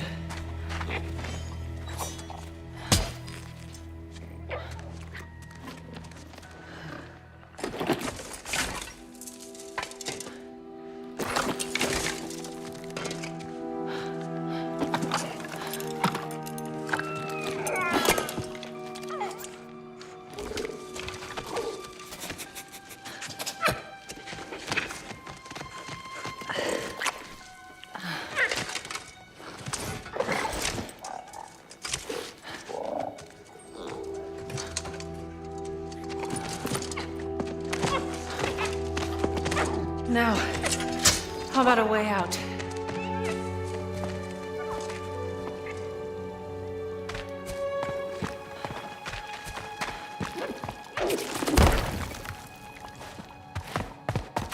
Oh my god. This looks really good.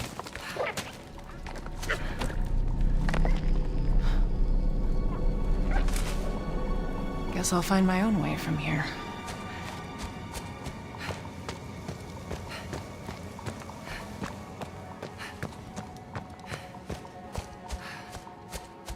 That mask.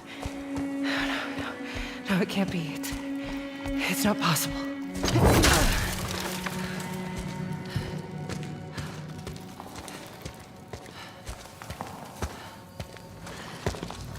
If there's another mask, I am obsessed with this hair. Oh my god. I have to find a way back.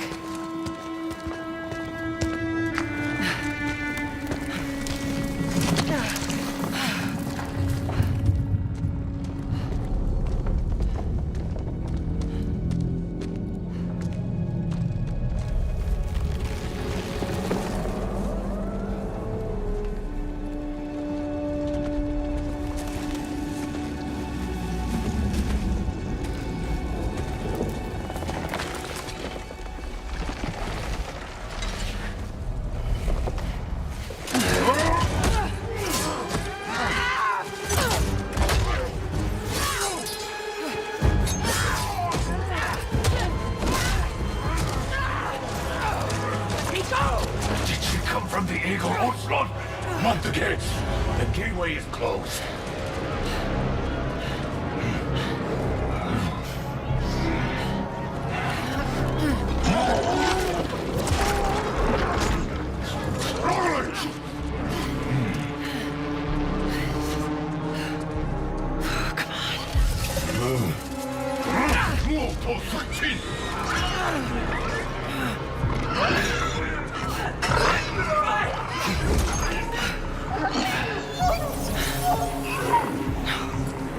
That might be the saddest thing I've ever seen.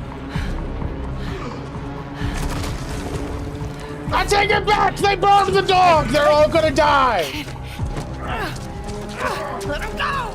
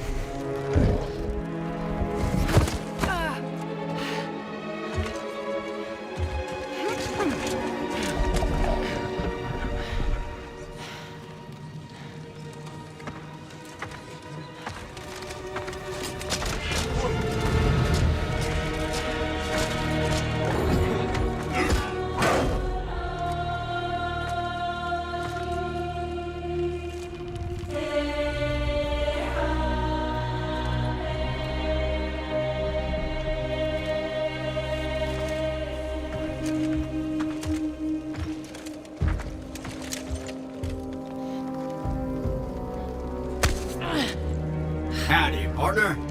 How you doing, Tech?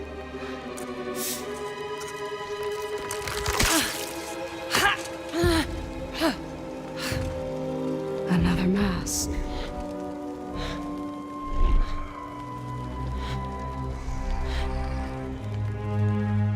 This is important to you. I wonder, do you think this could set you free?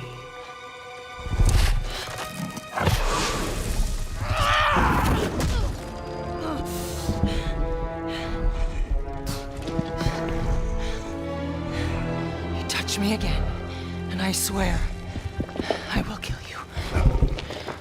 Would you like to see how hard it is to die here, Godly? I can show you.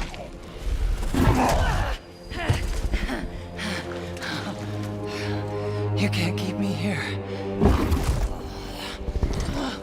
The gateway is closed. There is no escape.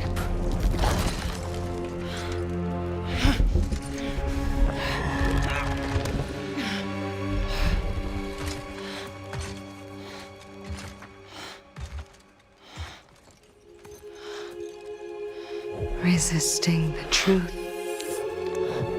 will only make this more painful.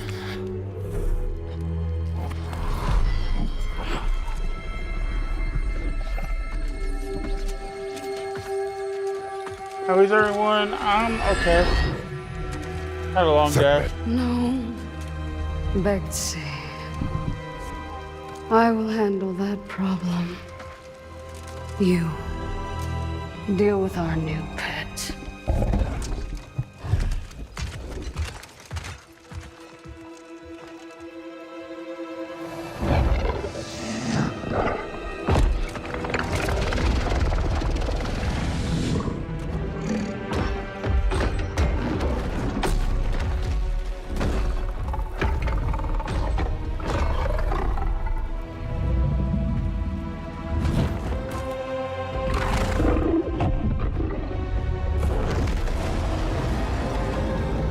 So we got a flying cat.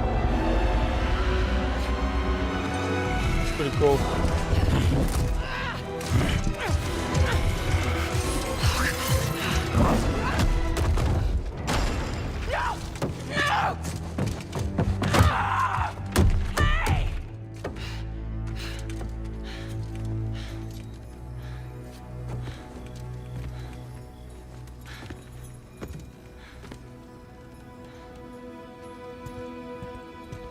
Okay. I think they're gone. Just be careful. Fresh air. Oh, you're different. You're a cube. Talking. You know what? It doesn't matter. How do we get out of here? Yeah, we've tried. There's no way out. And you're a talking sword. I'm not the sword. I'm the ribbons, obviously. And my name is Rue. The cube is Frank. I'm Faye. There has to be a way out of here. A way out? But you're not even all here. Of course I'm not here. I'm dead. You have to be dead to come through the gateway. It's like you're holding something back. This isn't working.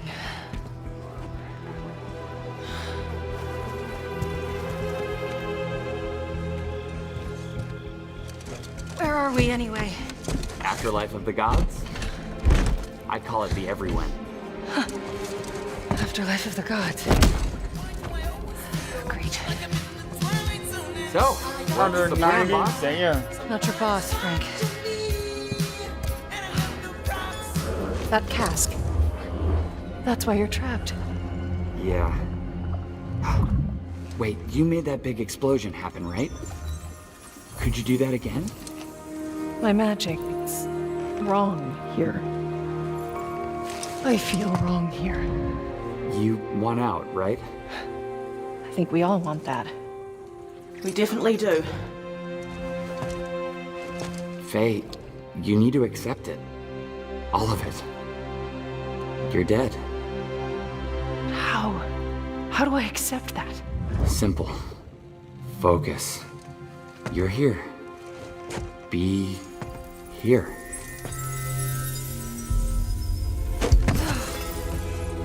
But what if I need to be somewhere else?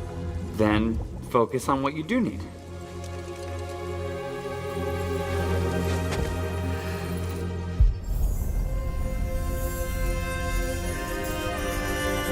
Find your way home.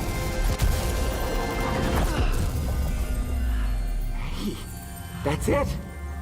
What were you thinking of? A promise. Okay, we'll take it. Now let's get out of here. Okay. Get ready.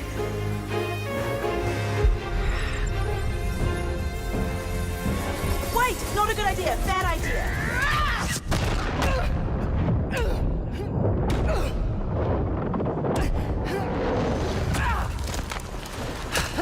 Yeah, what the fuck did you think would happen? Kratos.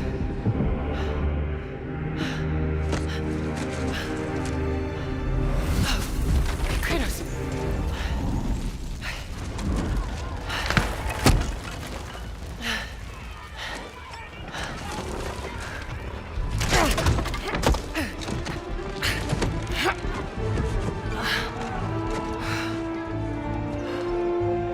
So, we're going to be using the sword and the cube.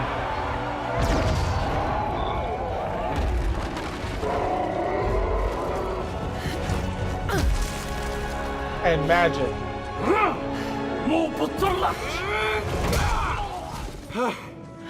Rue?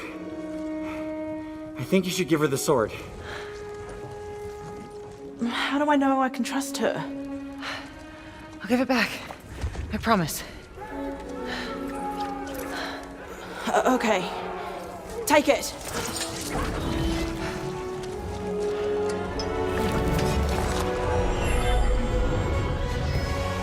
That is a sexy fucking sword. And also, I have a thing for women and swords. It's just a thing. Like, it's hot. So, 10 out of 10. This is amazing so far.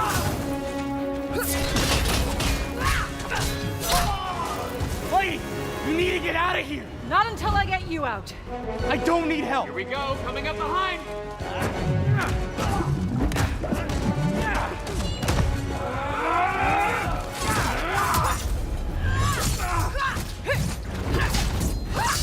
God damn, girl! Fuck 'em up! I love how agile she is. Kratos could never. Like, Kratos was only this agile, like... Nah, like, I don't even think he was this agile ever, honestly. Even in his original games. Got an idea on opening that cage. Hey, kid!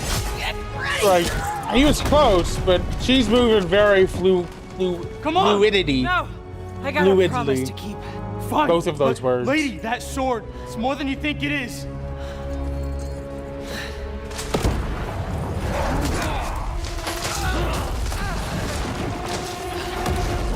I told you I would kill you. I already told you. I will kill you. Don't make promises you can't keep, Gotham.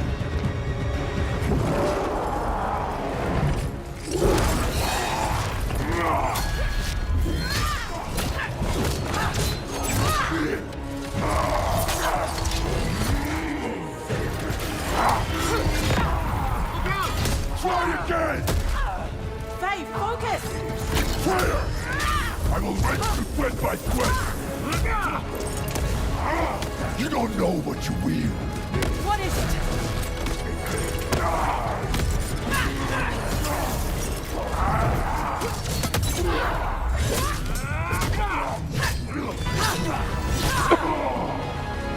Where's that agility now? Why? I fear nothing!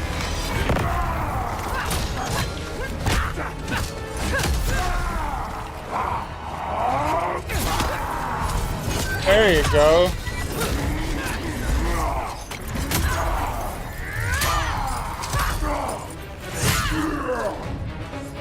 Kratos' wife.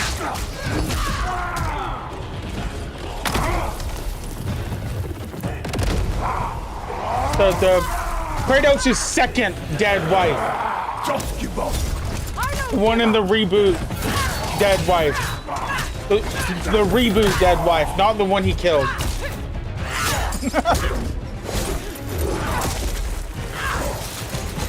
He has a lot of dead wives.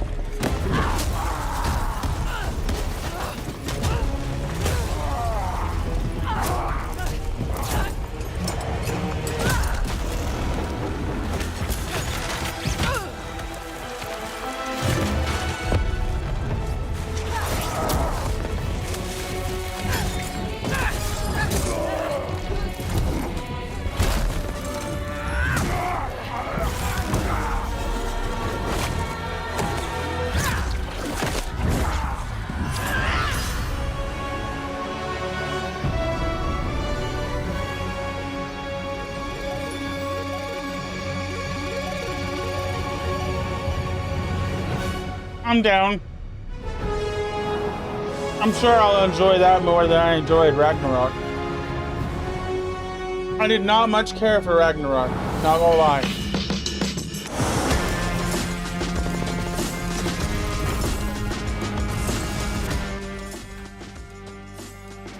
The Wolverine gameplay was fucking sick though. Oh my god. Techie, you missed it? But like, look at this shit.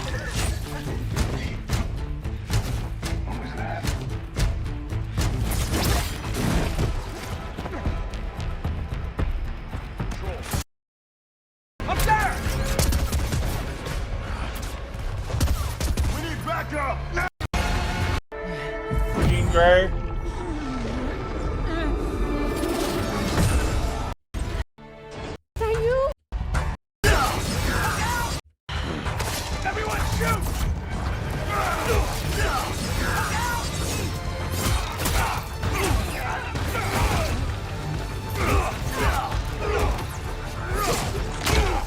Son of a bitch!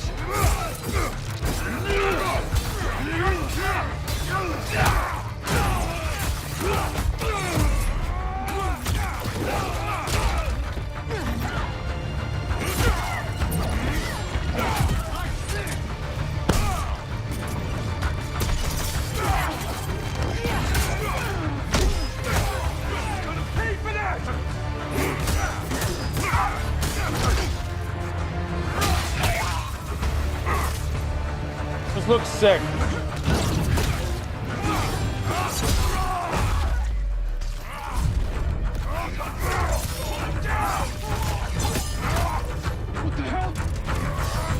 Yes, and one of my favorites, actually. Destiny, I think it was called. It was for the PS3. Oh my god. It was so long ago. The worst rated X-Men game? Is it really?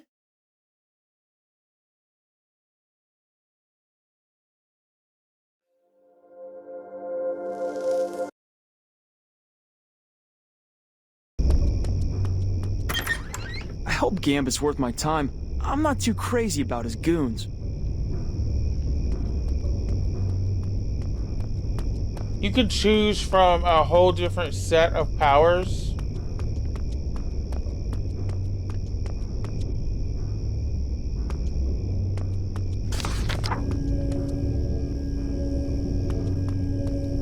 And it was like an open X gene acquired Emma Frost defensive. You can now splice that into your own X-Men like genes, and you can turn into Emma Frost's ice form if I remember right. Like you could be all of them interchangeably. It is pretty cool. I enjoyed it a lot.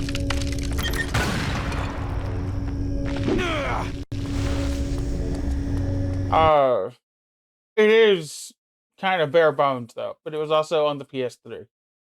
So you get what you pay for. At least back then.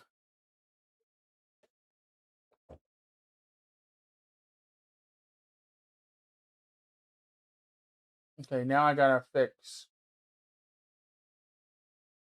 my RuneScape scene, because we did that on the RuneScape scene.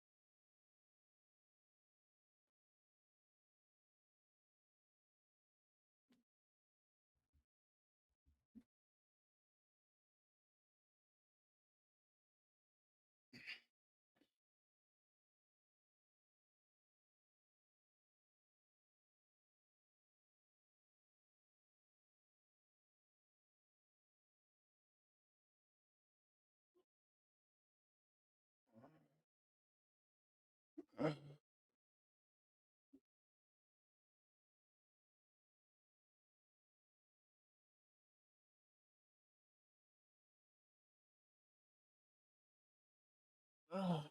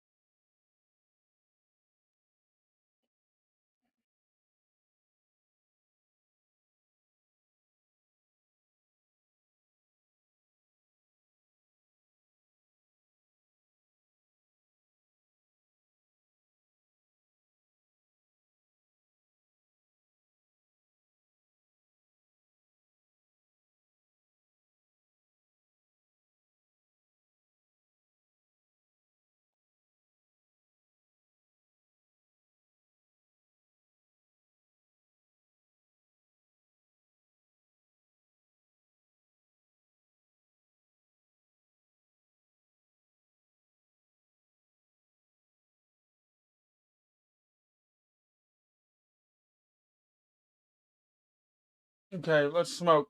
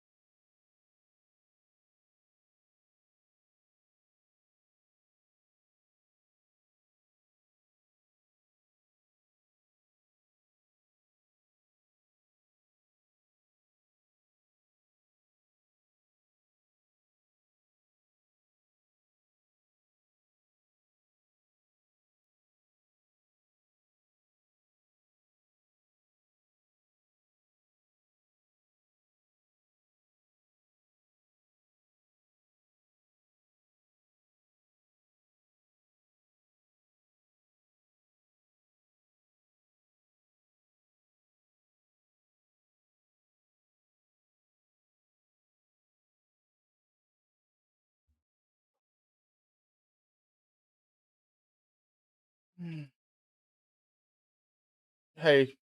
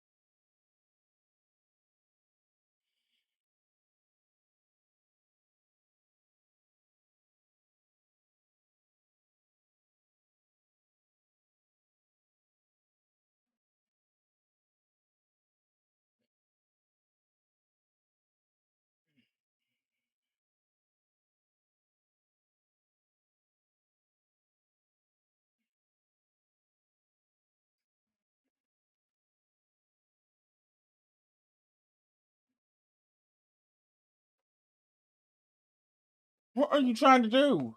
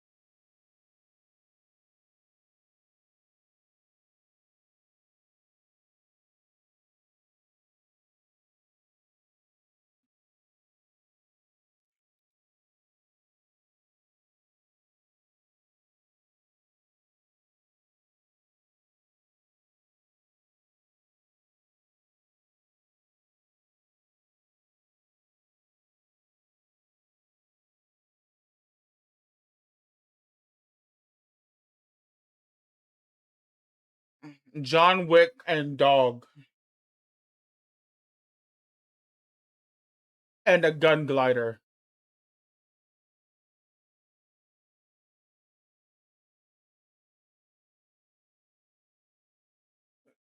John Wick and dog. And a gun glider.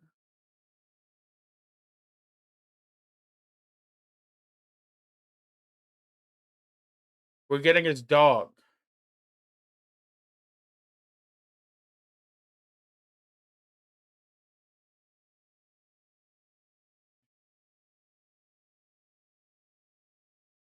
Interesting.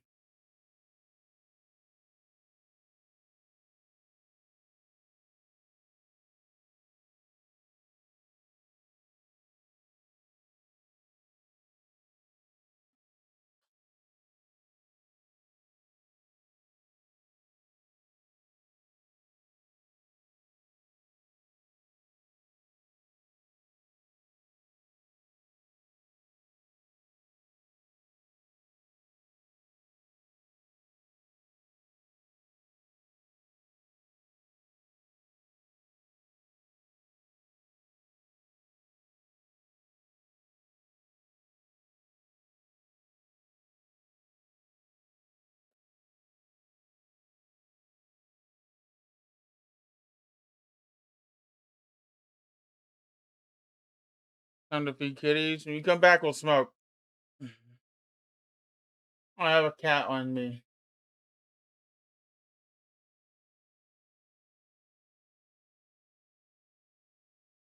I guess she knows I'm upset. I am upset.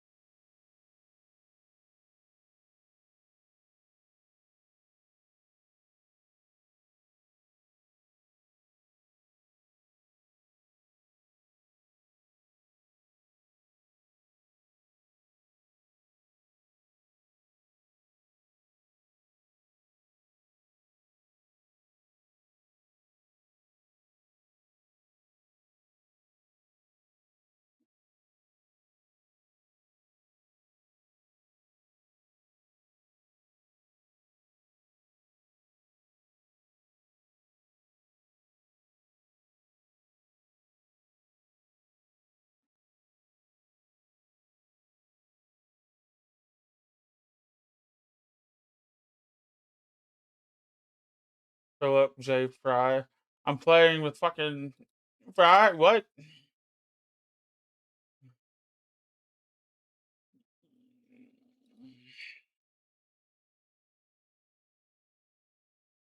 It's nice to know after he time traveled back to the past, he set up a RuneScape account.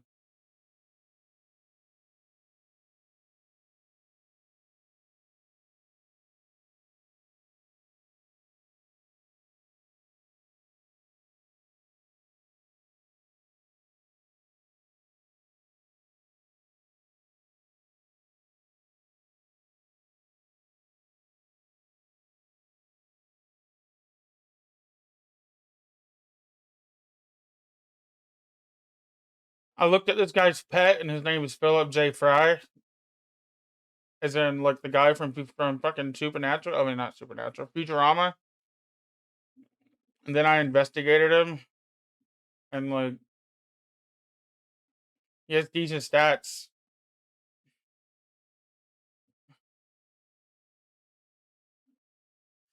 I made a joke that after he came back to the past for, like, the second time, he set up a RuneScape account. Because RuneScape came out in, like, what, 2002? It's like the perfect time for Fry to get into RuneScape.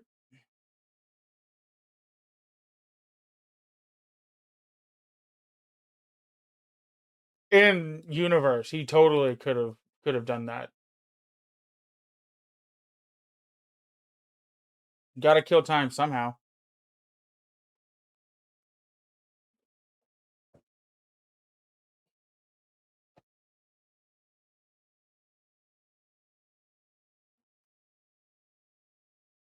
Sorry if I seem kind of low energy right now. I'm going through some stuff.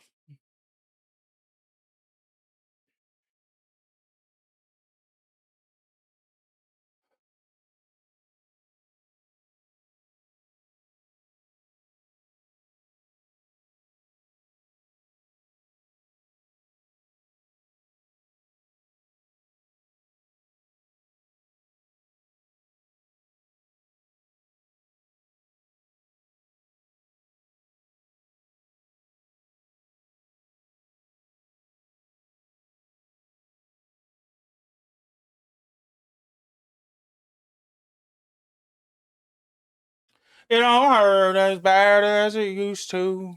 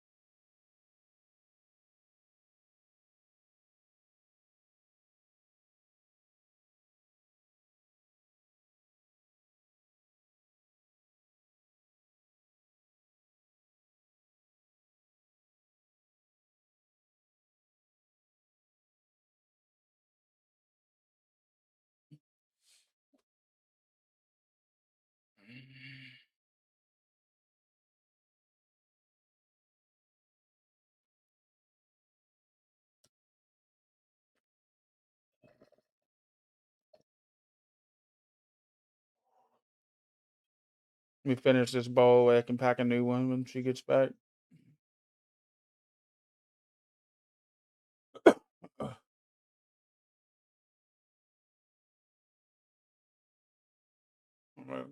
Oh, I smell left me cold, closing in the snow. Already know it's hard for me to let go. Taking my sorrows and burying me alive in it. Wear your best dress, girl, because you're gonna die in it.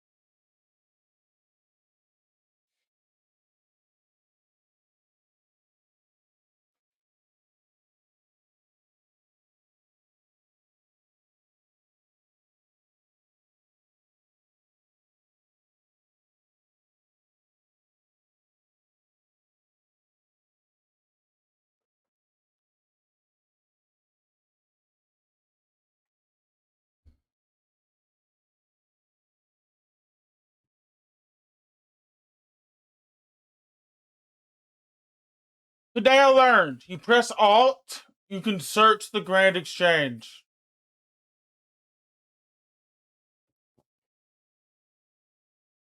If you click while holding Alt.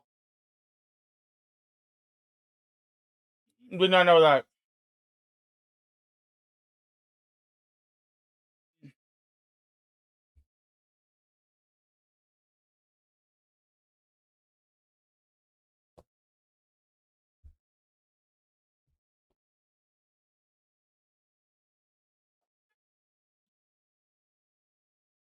I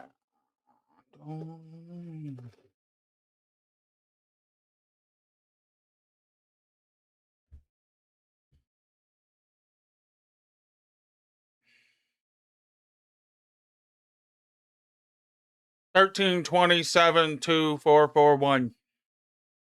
Not bad.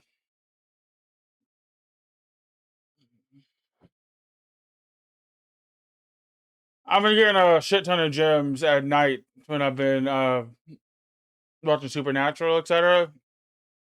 I've been going to a low pop world, and like there's been less than 5 people, 10 people mining, and I've been into the top 5, top 3 multiple times.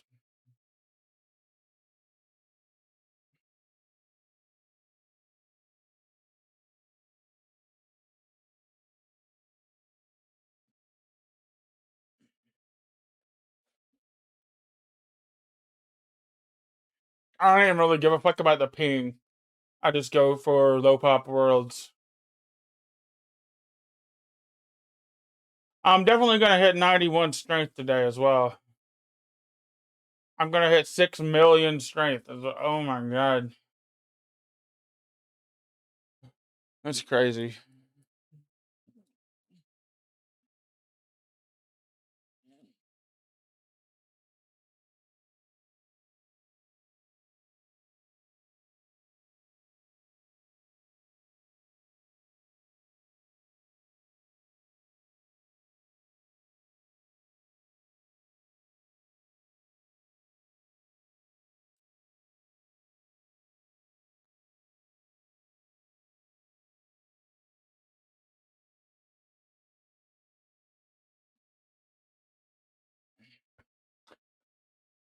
God, I fucking hate this bitch.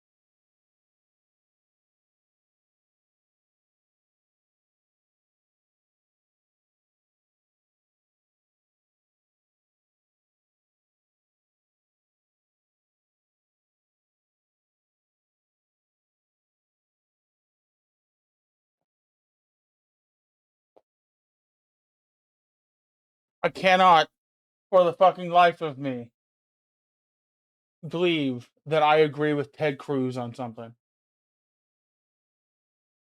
I said those words. If I'm reading this right, I can't for the life of me believe I agree with Ted Cruz on something. I hate this motherfucker. I also hate Ted Cruz. But I hate this motherfucker even more because, like, he actually affects my life.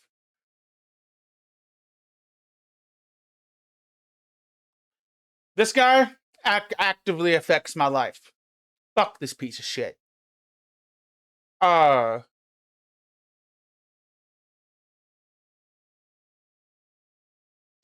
And former Rep. George Santa were among those who immediately pushed back against Andy Ogles for saying in a since deleted post amid the beginning of Pride Month that homosexuality has no place in America.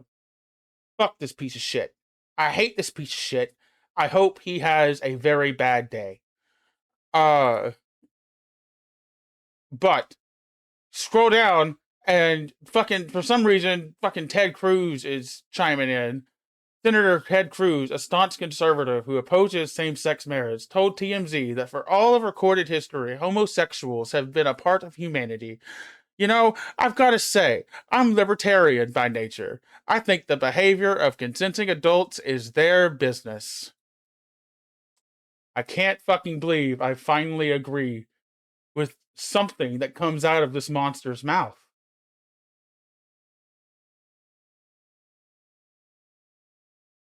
A part of nature, fucking, I cannot stand Ogles. Oh my god. What a piece of shit.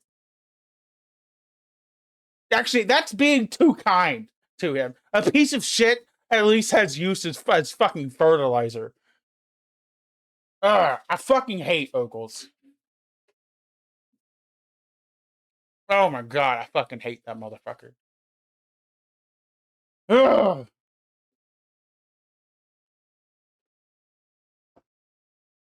And then they get so close to, like, the other line.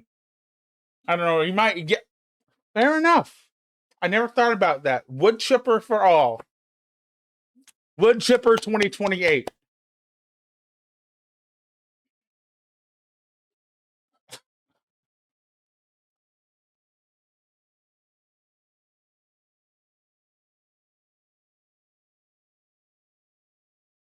I'd vote for a wood chipper.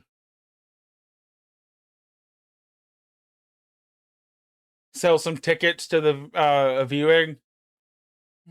Charge a little bit more for the splash zone. You'd make a killing. Donate it all to charities. Literally, you'd literally make a killing. That wasn't intentional at first, but now it is.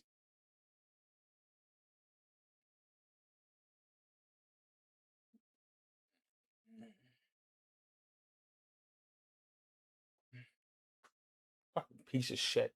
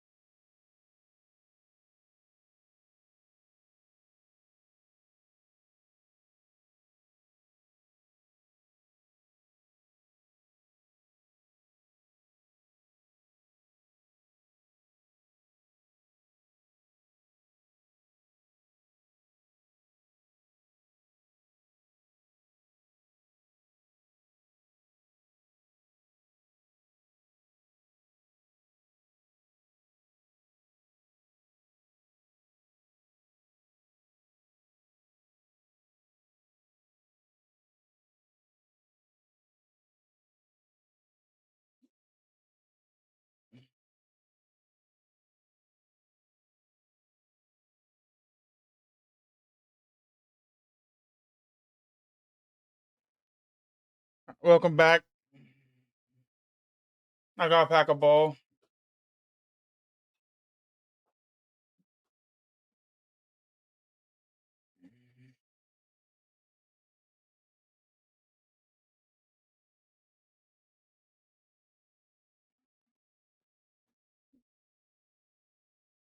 So let's finish this bowl and then we'll pack one.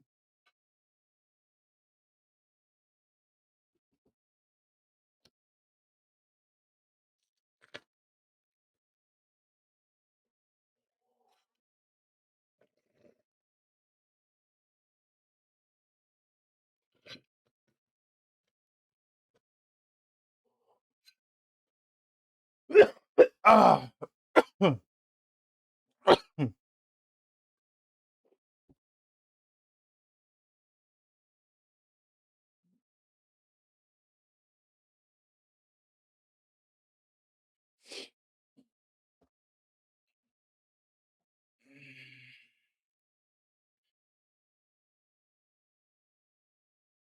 I don't know, to chew his treats or he just swallows them whole. Does it work?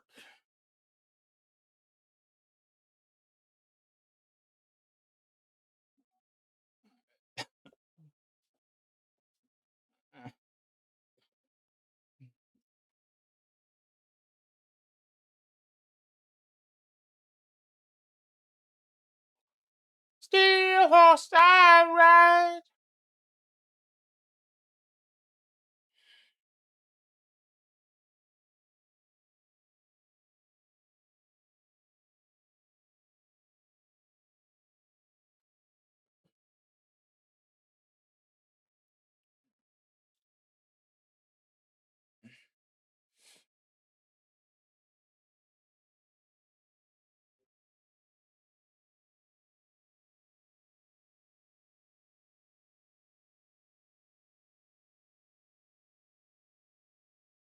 Cheers, yeah.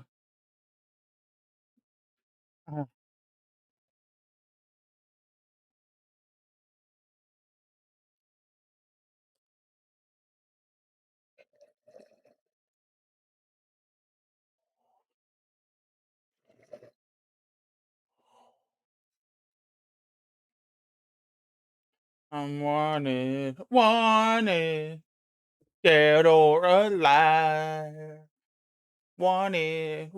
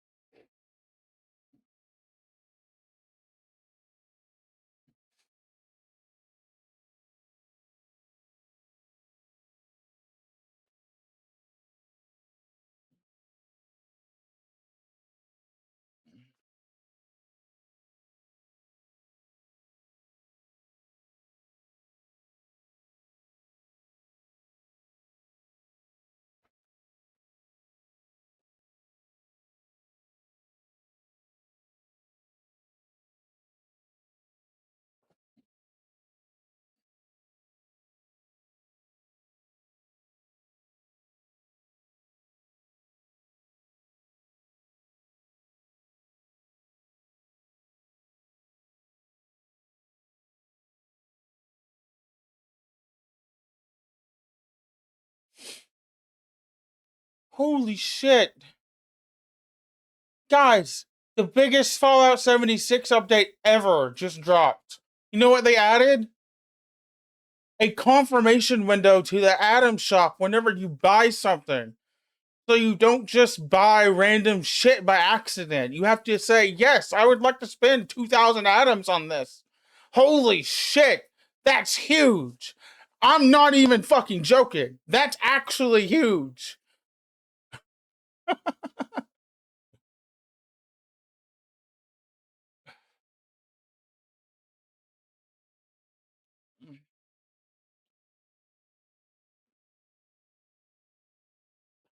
Wired.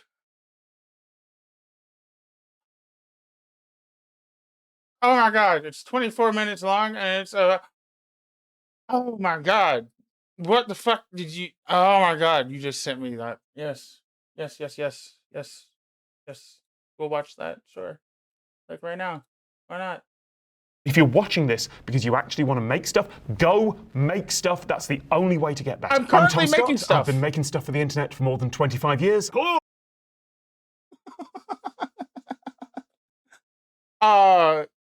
Fuck. It's 2026. I started in 2013. 13 years. God damn.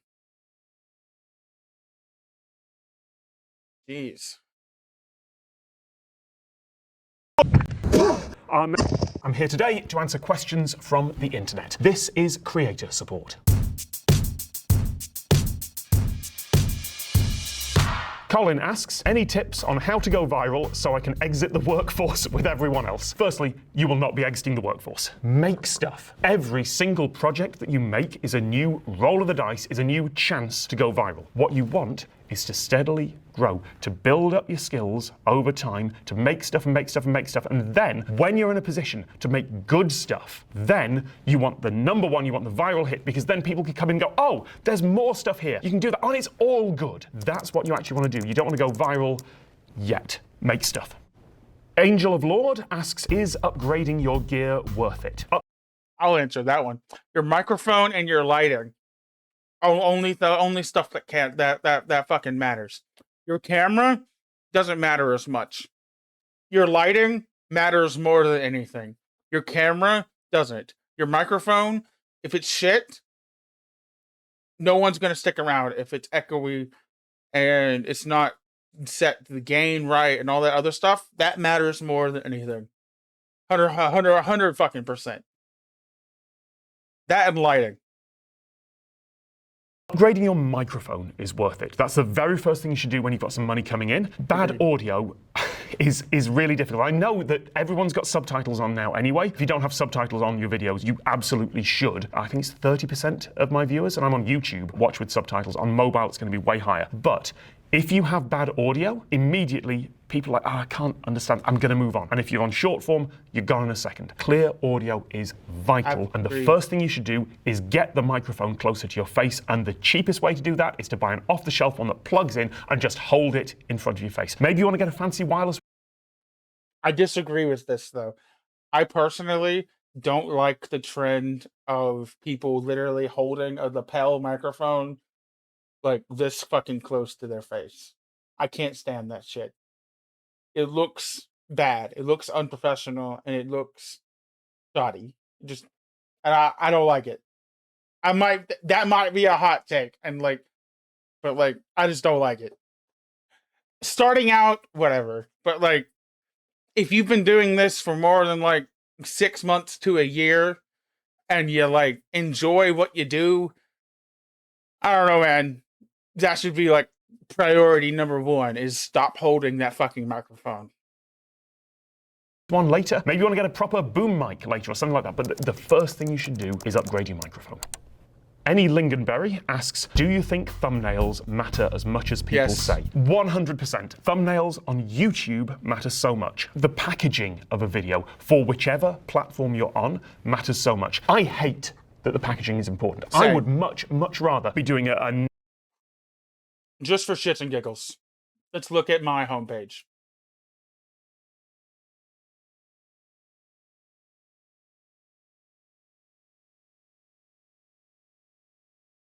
You got Skill Up. Very good thumbnail. That tells you what it's about. Review. Batman. Very nicely centered. We got that one doesn't count. Tom Scott. Fucking centered. Fucking big text in the middle telling you what it's about. AI. Everything's about to change. Everything great about Casino Royale. Bond. Centered. It tells you exactly what the video is about.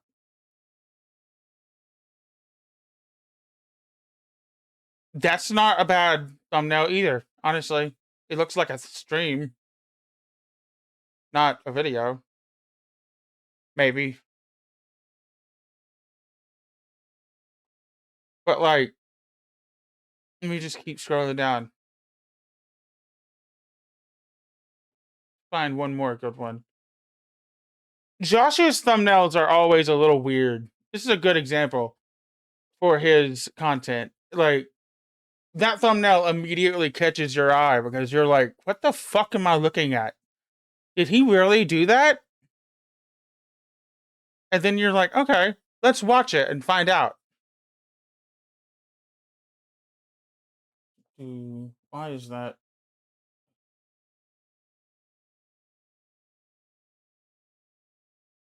General X offer vehicle recoveries in a remote place and click on it's a mental mountain they're actually working on. It's so different.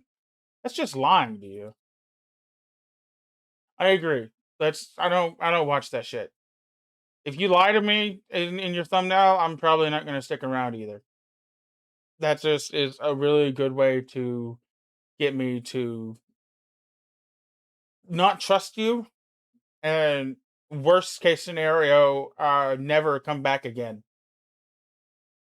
The only thing that can tie with straight up lying to me is, this is mainly with movies and other entertainment like games, etc., is if a game or movie has just came out and you're a reviewer or a content creator who puts spoilers in your thumbnail. I will go out of my way to never interact with your content if I get spoiled from a fucking thumbnail because of you. I will literally go out of my way to never interact with your shit again.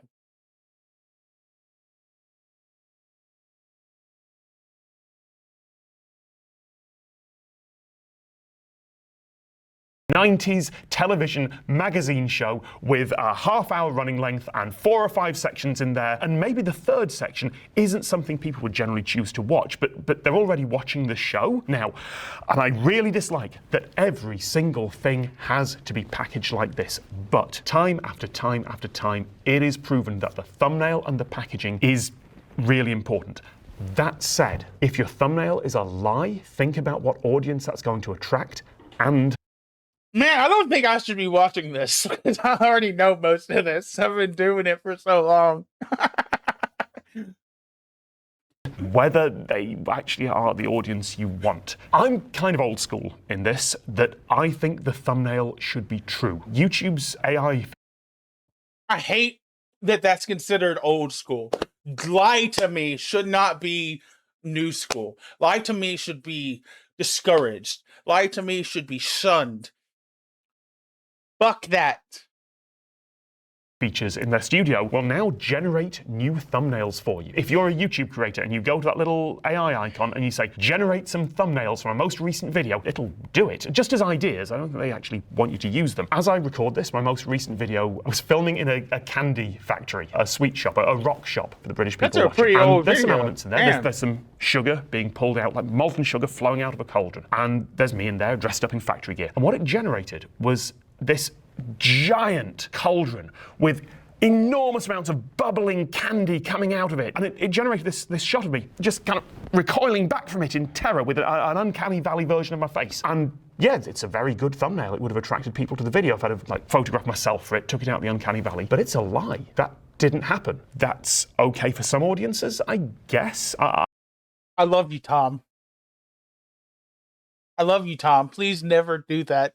I'm begging you, please never, ever, ever, ever, ever, ever do that.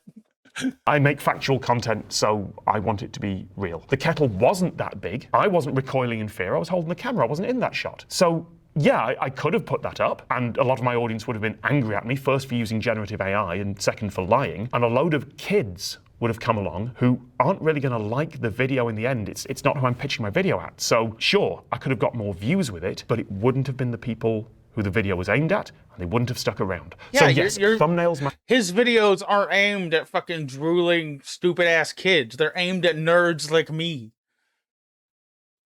Matter an enormous amount, but they've got to also match your audience. I also now hate that I have to generate 3 titles and 3 thumbnails for each video, and YouTube will automatically A/B/C test them, and if none of them work, maybe I need to change them up again. It's constant work. I do miss just uploading a video.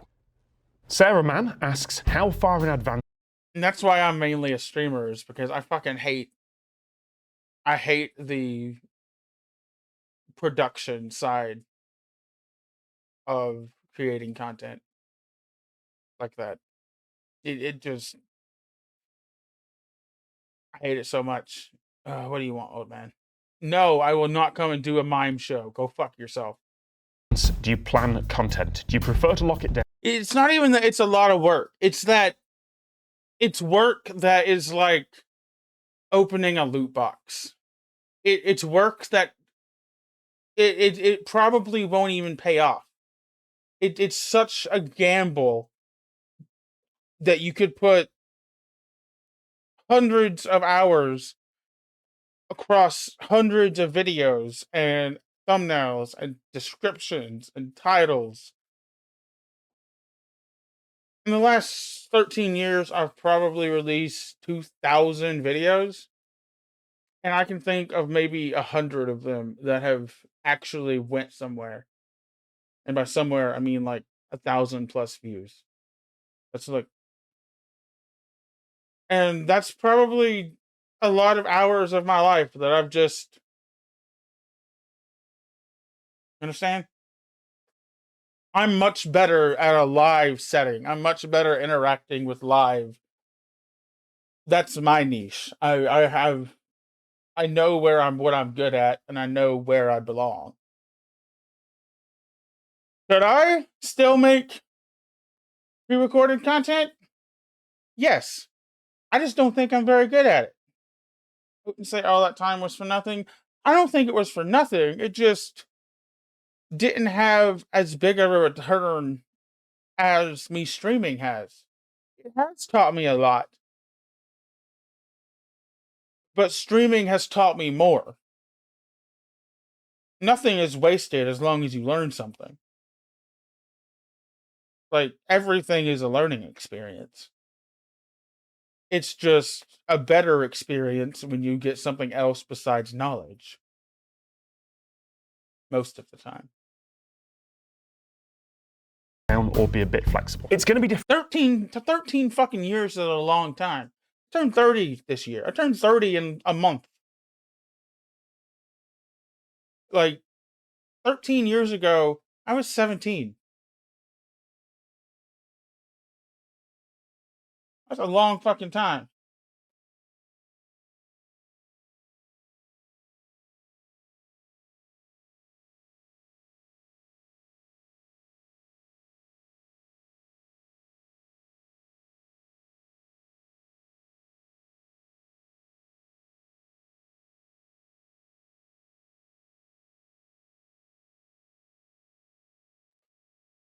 For everyone. For me, I used to have weeks in advance. Back when I was making stuff in sort of 2018, 2019, I was making videos that now I really don't like all that much. My old format, the one that ended in 2023, I look at them like, man, why did people watch these? They're short and they're scripted and they're kind of stilted. But it meant like 2018, 2019, I had like...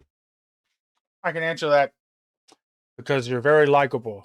You're knowledgeable. You have a good personality. You talk well. And the content was interesting. You got me interested in a random fucking railway in the middle of fucking nowhere, dude.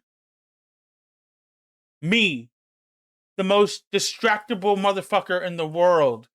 And you had me locked the fuck in on an 8-minute video on a railway that I will never see in my life. Ever. I learned about a house that is covered in chainmail.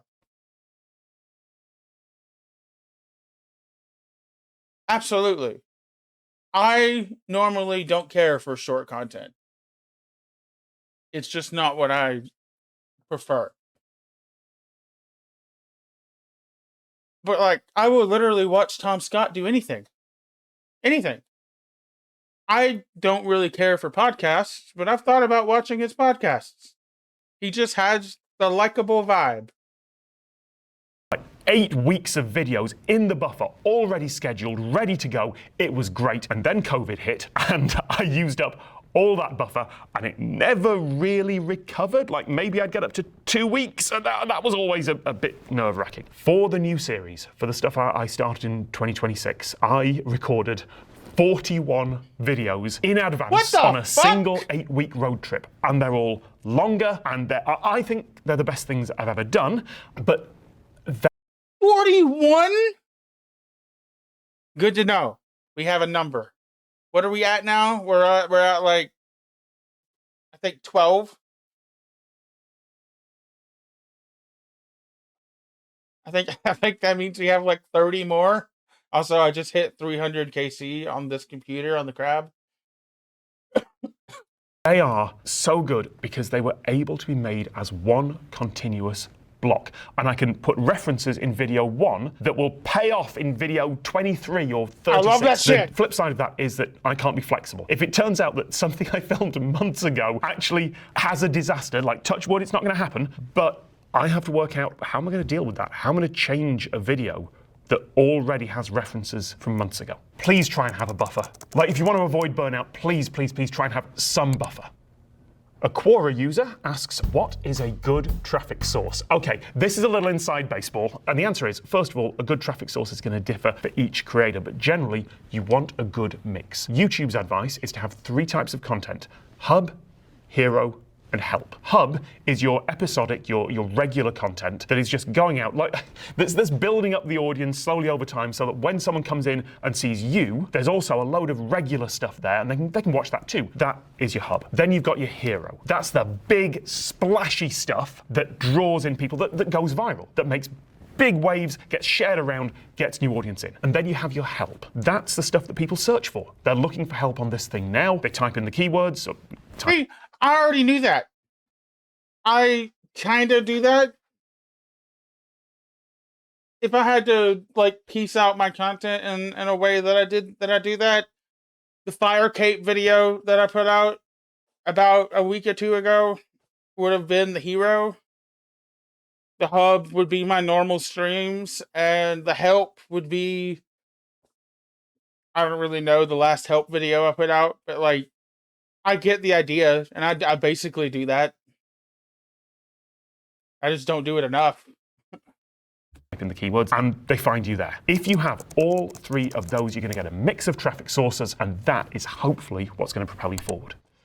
OK Rub asks, how important are the first 10 to 15 seconds of a video to the algorithm? Very important, but not for the reason you'd expect. I was lucky enough a while back to have a chat with the guy in charge of the YouTube algorithm. Head of product for recommendations, his name is Todd, and I cannot remember his last name, so let's, Todd Algorithm. And he said this publicly, I'm not breaching any confidences or NDAs here. In any sentence where you use the word algorithm, replace it with the word audience. That's what YouTube is trying to do, and it's generally what the other platforms are trying to do as well. In any sentence, just replace algorithm with audience. They want to be this transparent glass layer that means that every single video you're recommended is something you'd want to watch. How important are the first 10 to 15 seconds of a video to the audience? Really, really important, because after 10, 15 seconds, if they look at that and go, that's fine, they are going to judge a book by its cover, and the title, the thumbnail, the first 10 to 15 seconds are that cover, and the algorithm will just reflect what the audience is doing.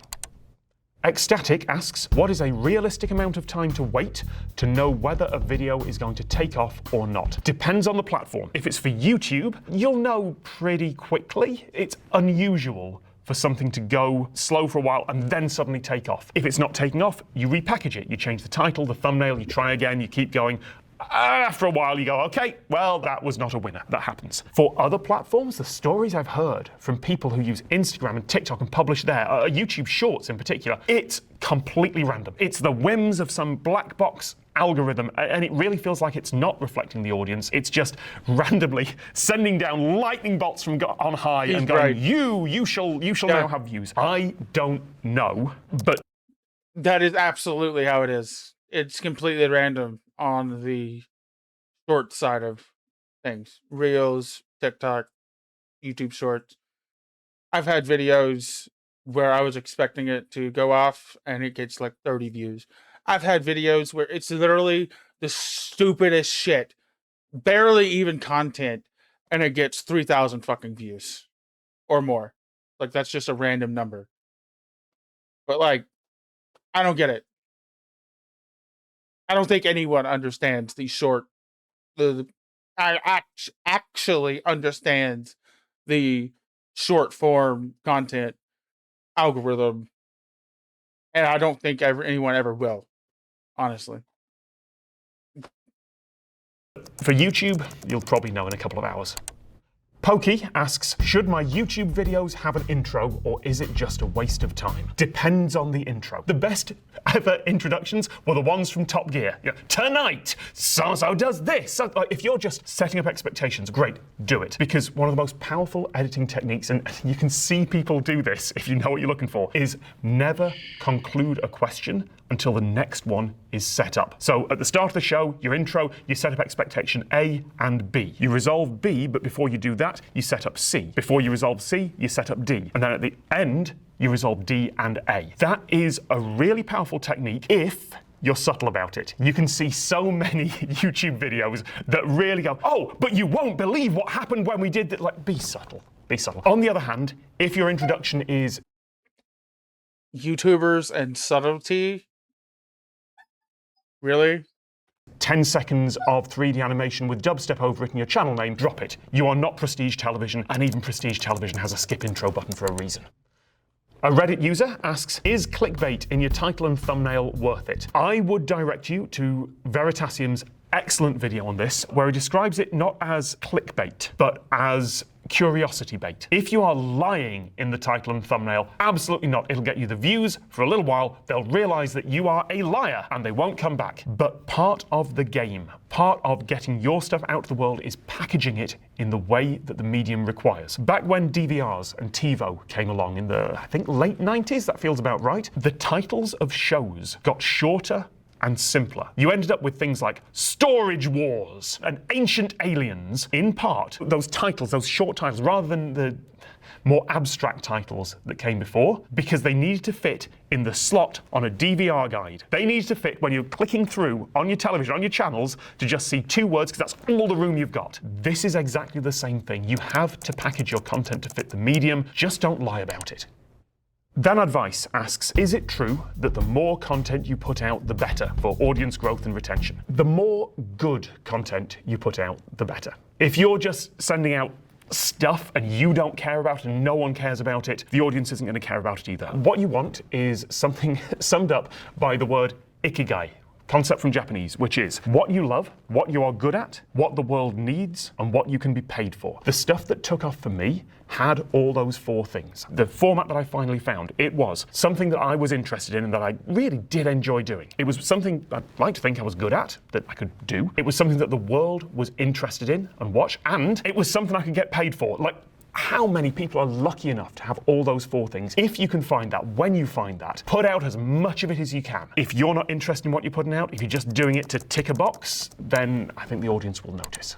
Absolutely. A Quora user asks, I want to change my YouTube niche without losing my old audience. How can I do it? You can't. That's the bad news. Even for me, like the new stuff that I'm making, that is a continuation of my old content, but longer, slightly different format, like viewing numbers, are down a bit. Intellectually, rationally, I am fine with that, because I know from the statistics, people are watching for much longer. They're sticking around, and the feedback I'm getting is these are really good. They are very good. I'm going exceptionally to lose good. some of the old audience who don't like this. Now, if you can make it like this, where it's a combination of novelty and familiarity. That's what you want in a new series. If you're changing niche, try and make it have a connection to the other so you can bring more people over. But ultimately, if you're changing niche, even if you're just changing a bit of the format, some people are not going to stick around. That sucks. It is still a stab in the heart every single time I open up YouTube Studio and the new thing is getting lower view count. Don't think of it as losing the old audience. Think of it as starting from scratch with extra bonuses and new stuff coming in. You have such a start compared to everyone who really is starting from zero. Subscribers are a useless metric. They were great when YouTube started. Controversial opinion, YouTube should take away the subscriber count. Like, they're never going to do it. Like, there's too much cultural cachet in it. But it's a useless figure. They should replace it with watch time hours, which is a number that only ever goes up. It's fair to both short form and long form, but they'll never do it. But I agree. Subscribers is meaningless because it just means someone clicked a button at one time and now they're not interested anymore. Like, don't worry about those numbers. If you are starting in a completely new niche, maybe start a new channel.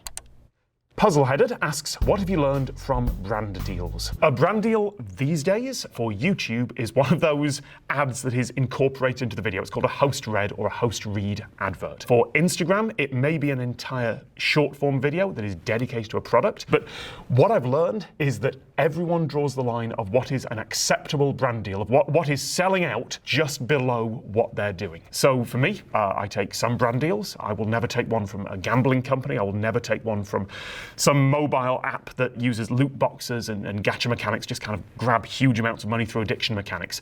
I won't do that. I don't think those are acceptable, but there are loads of folks who do, and they will all go, oh yeah, sure, I take those, but I don't take whatever the next thing down is. And equally, there are people who are going to be looking down on me because they are very proud to never take or have to take those brand deals. The reason why everyone takes them is the money, obviously. But a brand deal on YouTube will get you, as a rule of thumb, as a very vague guideline, about 10 times what you would get from just the YouTube ad revenue that comes in. And I certainly couldn't resist that.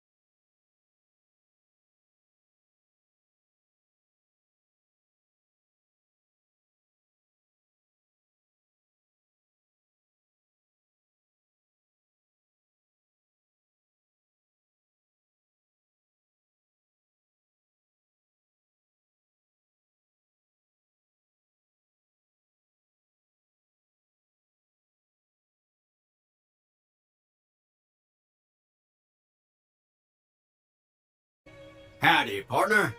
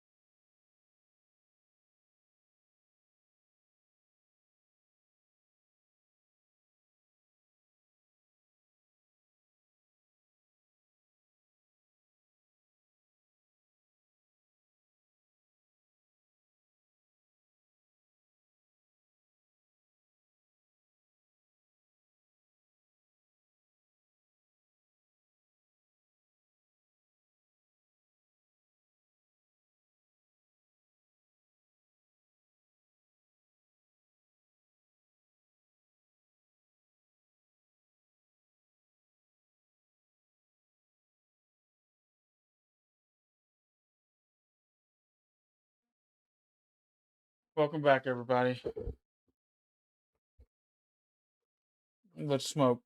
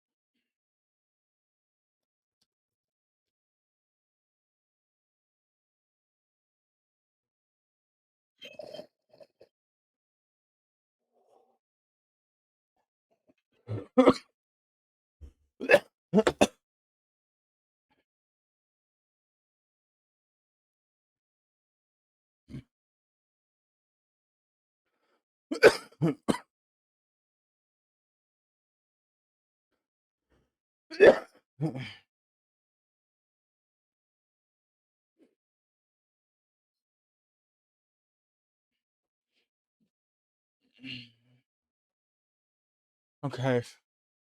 Let's get back into this. And these days, it is so accepted that when an up-and-coming creator gets their first brand deal, you will see comments that are like, oh my god, congratulations, you got a sponsor, like, get the bag. Roberto Blake asks, what skills do you personally need to practice as a content creator in order for you to improve further? Make stuff. Just make stuff. It's as simple as every skill, every single thing is improved by actually making things. There are so many people who spend so much time just worrying about every detail, worrying, oh, I can't make this now because this isn't. Just make stuff, and every other skill will follow from there.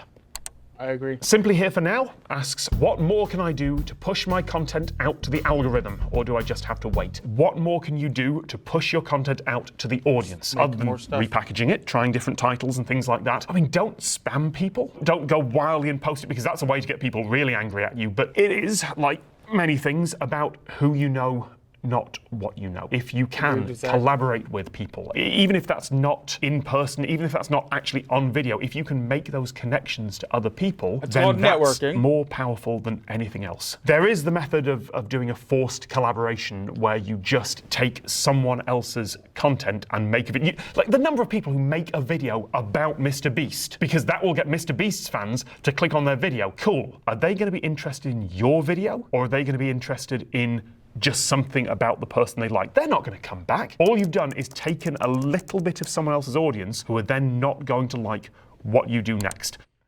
A Quora user asks, how do you find your niche online? You try as many as possible, and you see what you like and you enjoy, and you see what the audience responds to. But that question feels like it comes from someone who wants to be an influencer, a creator, a YouTuber, a TikToker, and isn't sure why or what they want to do to get there. Like yeah, absolutely. I want to have a million subscribers. Cool. What about? It feels like someone who's like, yeah, I want to be a rock star. Okay, great. What do you want to see? Which instrument? What genre of music? Like, if you don't have that passion for it, are you going to stick around and do that?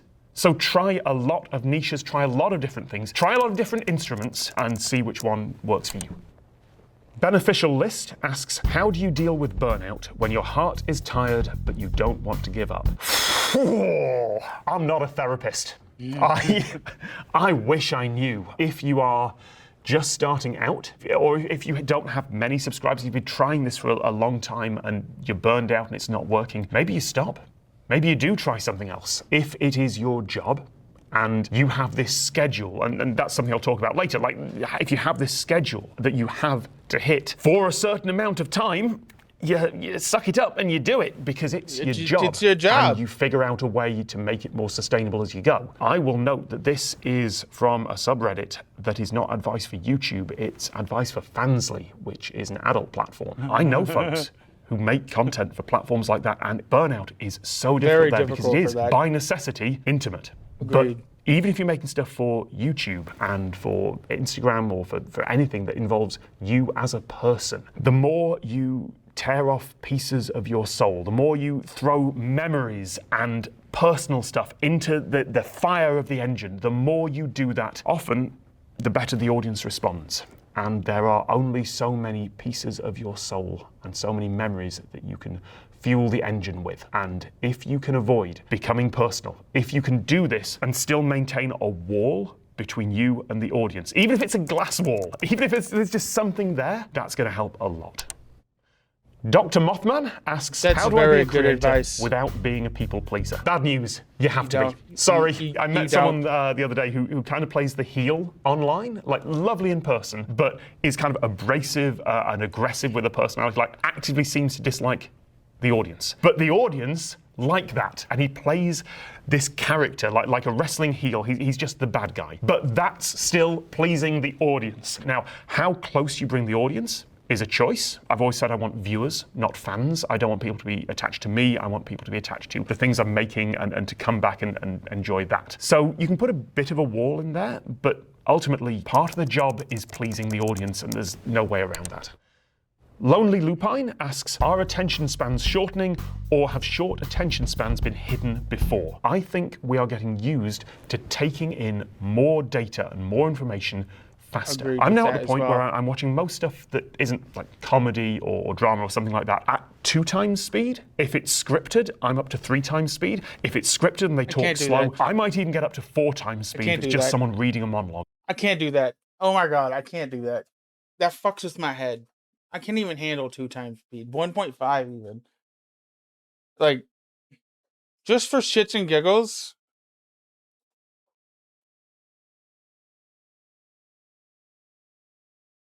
This is 2 times speed. I want people to be attached to me. I want people to be attached to the things I'm making and to come back and enjoy that. So you can put a bit of a wall in there, but ultimately part of the job is pleasing the audience, and there's no way around that. Lonely Lupine asks, are attention spans shortening, or have short attention spans been hidden before? I think we're used to taking in more data and more information faster. I'm now at the point. That honestly makes me want to gag. I hate that. Ugh. Ugh. Where I'm watching most stuff that isn't like comedy or drama or something like that at 2 times speed. If it's scripted, I'm up to 3 times speed. If it's scripted and they talk slow, I might even get up to 4 times speed if it's just someone reading a monologue. And that is the speed at which I take in information. Because if you're reading, and you're a fast reader, you can take in information that fast. I think that people are taking in more information now because there is so much of it, and we are adapting to do that. Is that a bad thing? Ask us in 100 years. Ask the descendants of this year's social scientists and neurologists. They'll be able to tell you, but I couldn't tell you now. Noel asks, how has your content evolved since you first started, and what lessons have you learned along the way? Oh my god. I actually kind of want to answer this. Since we recently watched my 7 Days to Die thing that's almost like 10 years old. I've learned a lot. Like I said, I learned that I know what my niche is. I know where I belong. My content has changed drastically. It's no longer, how do I put this? Fake scripted. Not like fake as in lies, but like I never actually sat down and wrote a script on most of them, but like I always just kind of acted like it was scripted. Does that make sense? And now I'm kind of just I don't really know how to describe the transition I've made through 13 years. But I know my content's better now, both technically as well as just in general. And that's all that matters.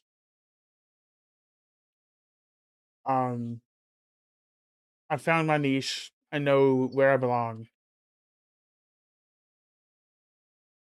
First started throwing stuff at the internet technically in the 20th century, I think, in that I was writing HTML for a GeoCities page. So the answer is I just kept throwing ideas out there until one worked. And then once it did, that kept evolving. It's evolved beyond all recognition. I generally hate anything I've done in the past. There are only maybe a dozen videos from my like 10-year series that I'm really proud of and would say, oh yeah, I'd do that. Like there's so many I'm like, oh. I agree. I have like, I don't even have a dozen. I have like 3.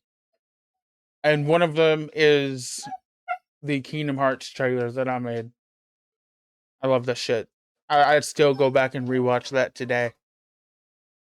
could have done that better. Like, yes, do I need to see a therapist about that? Absolutely. A Quora user asks, how do you know what content your audience likes? They'll tell you. They will tell you so much in comments, in messages on whatever platform you're on, in emails if you're old school like me. Like, you will get so many messages, but whether you pay attention to them is up to you. Because yes, the audience likes one thing, but maybe that's not what you want to do anymore. I've always made the analogy to being in a band. The audience would like 4 albums which are really identical to the one album they really like of yours, but are also new and novel and exciting at the same time. You have to manage those expectations and accept that sometimes the audience is only going to sort of like what you put out, and maybe that's okay. Maybe that gets rid of a few of the people who like the stuff you used to be doing in the past and brings in some people who are doing the stuff you want to do in the future.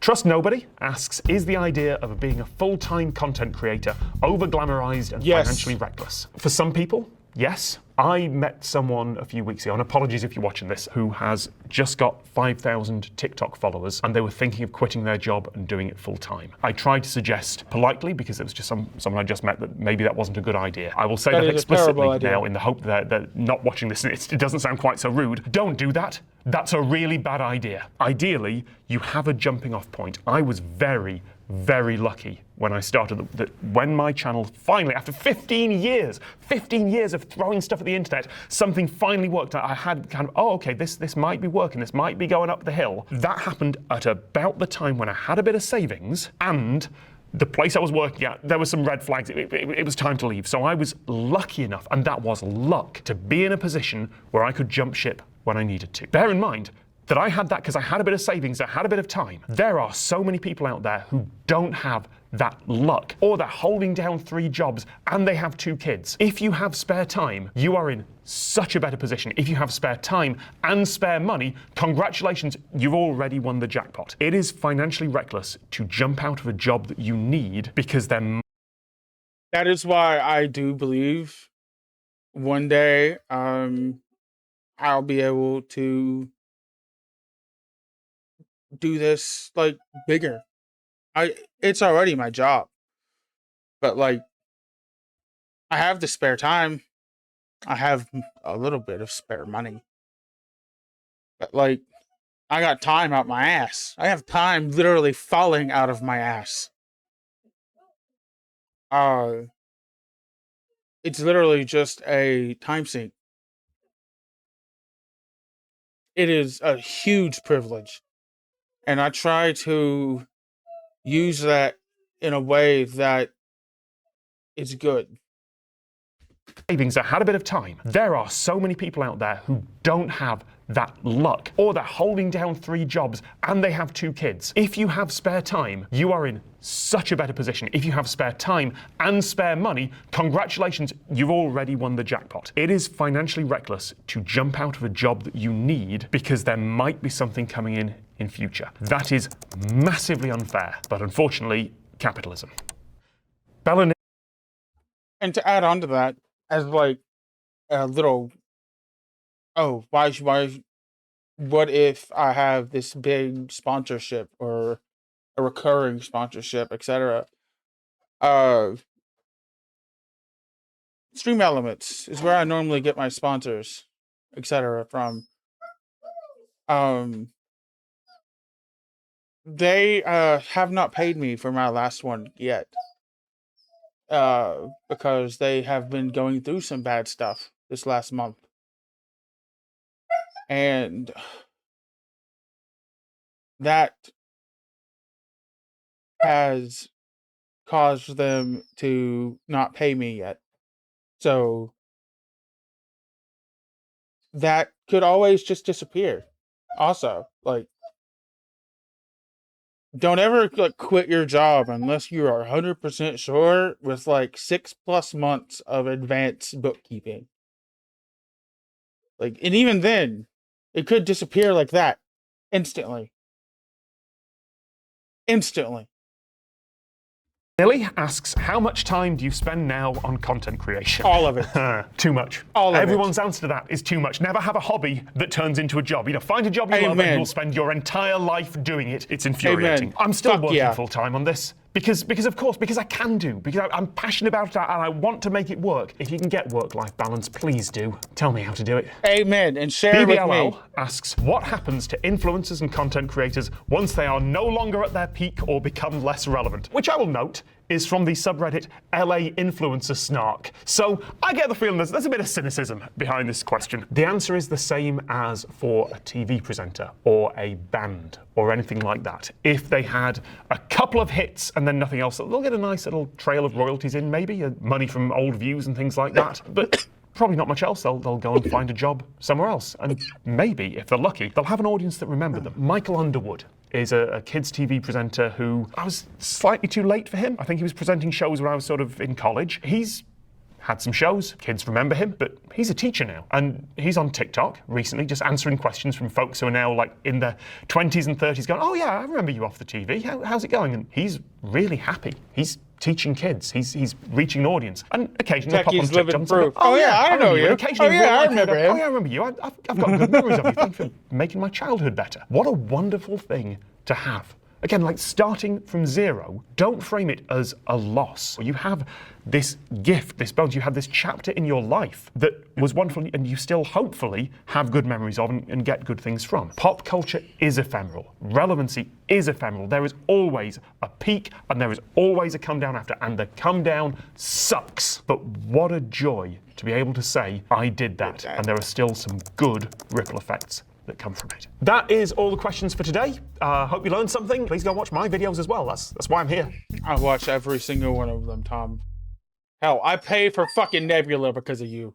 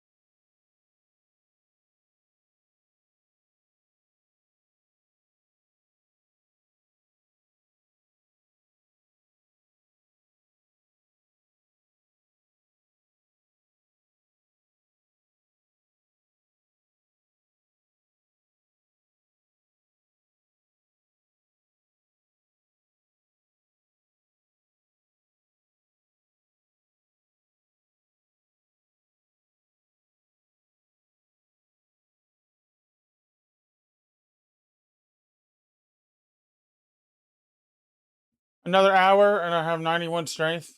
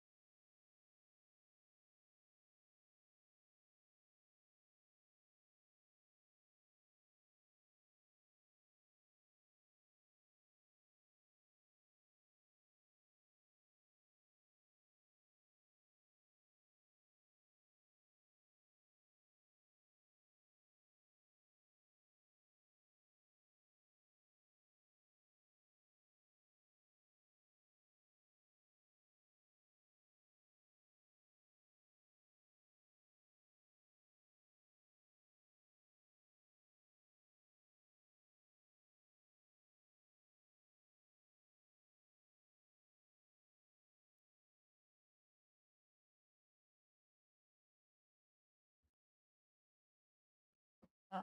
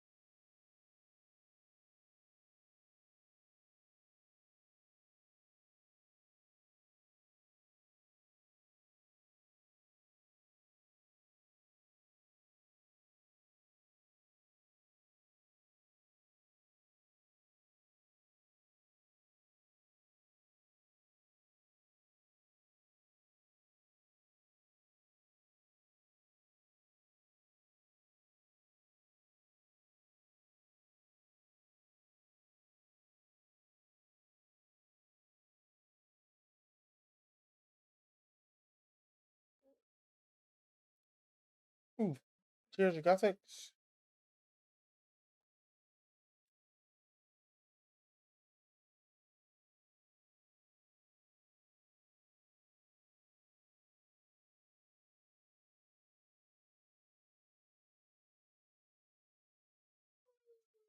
Something.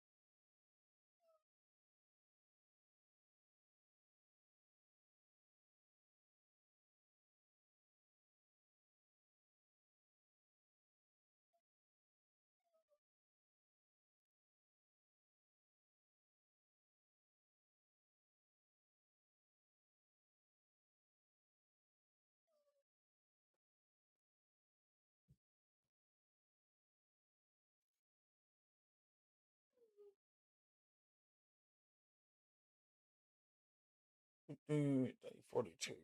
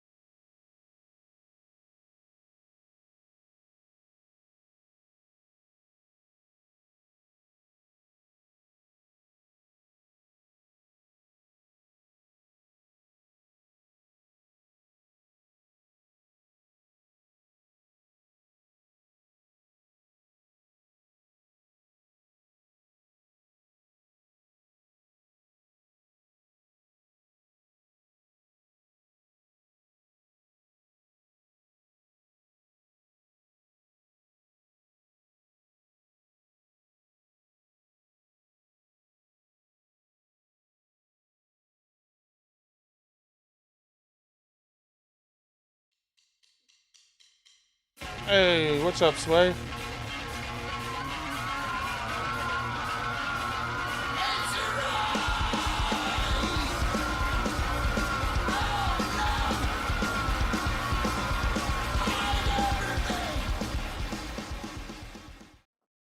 Howdy, partner.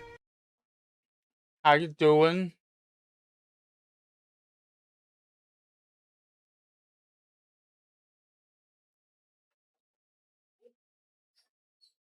That's a good song.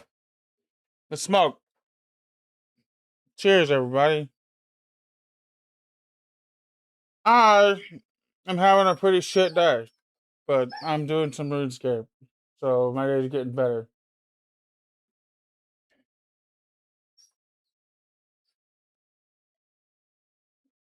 I hope you are having a better day than I am. If you're new here, I normally have good days. You caught me on a bad day, but my name's Play Just Your Sky. I'm a variety streamer.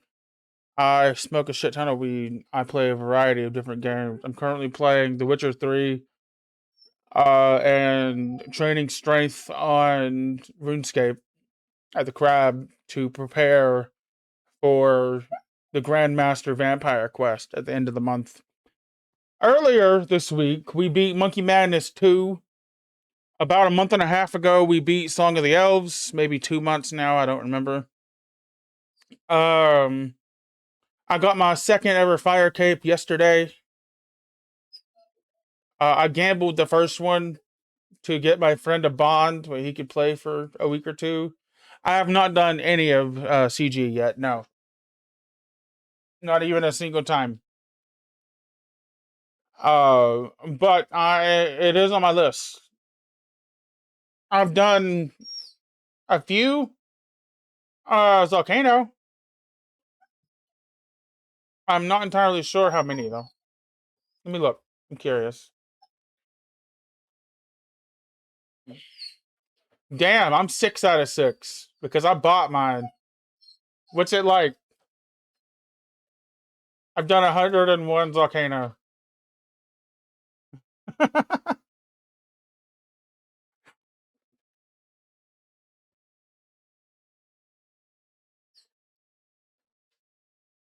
Ew, iron. Ew. Ew. Green Bucket under 150 on main. That's what I want to hear. That's the luck I want. If I get a fucking Bofa in under 100, oh, by the way, just so I can get this out there. For the longest time, I genuinely thought the RuneScape community was just like in a big overarching community joke, calling the bow of for a fair rude or whatever the fuck it's called. I don't know. That's the point. The fucking Bofa. I thought it was a setup for both of these nuts. I seriously thought it was a setup for a these nuts joke. The longest I've ever fucking heard it.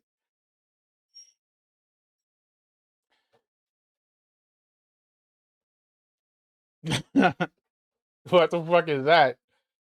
It's just called The Longest Time.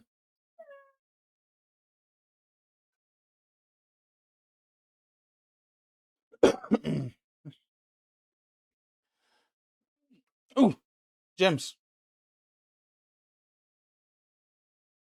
I don't want your filthy fucking butterfly jar. I love Billy Joel. So I know most of his song titles.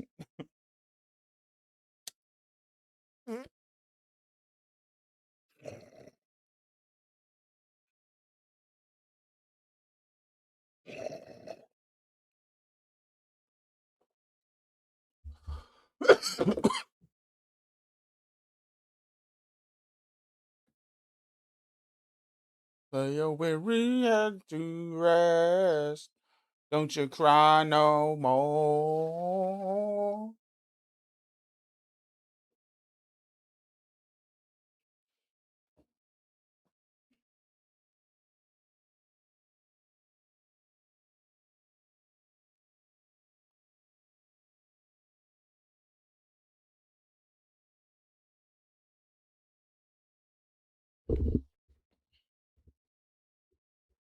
Then I have this little gremlin.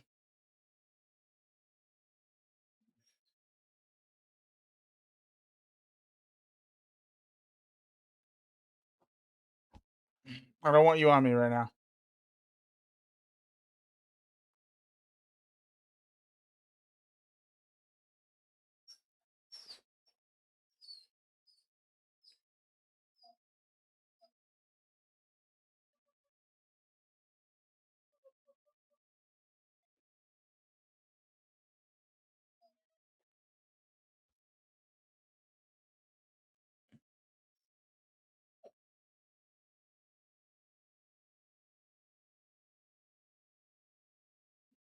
Oh, for the longest time.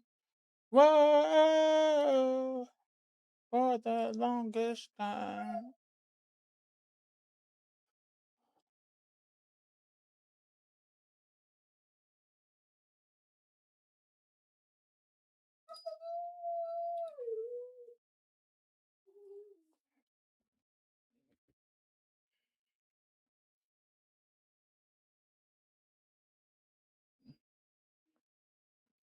Techie, go look in the OSRS channel in the Discord.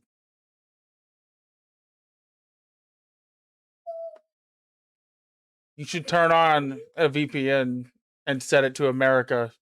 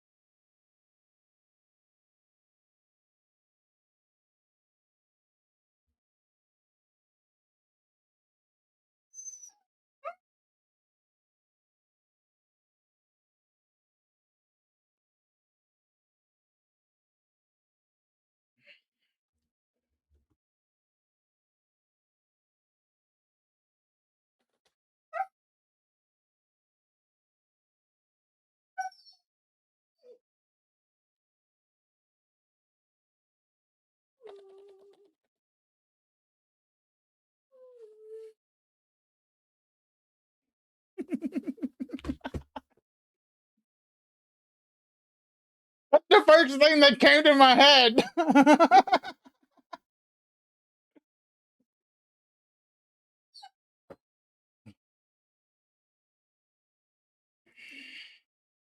So I guess Time Force, since Force is the last one. Not no song wouldn't be the right one, would it? Or would it be song?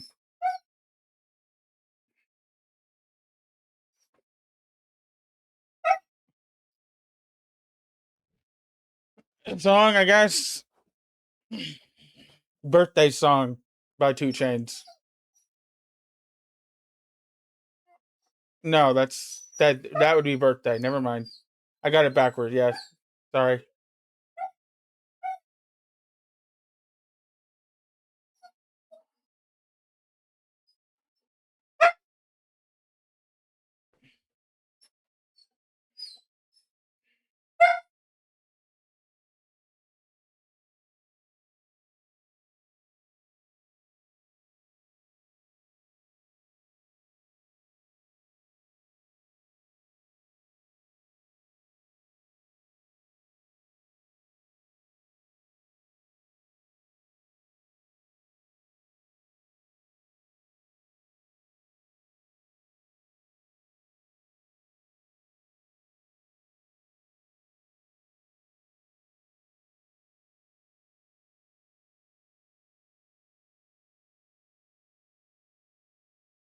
Water Parks is good.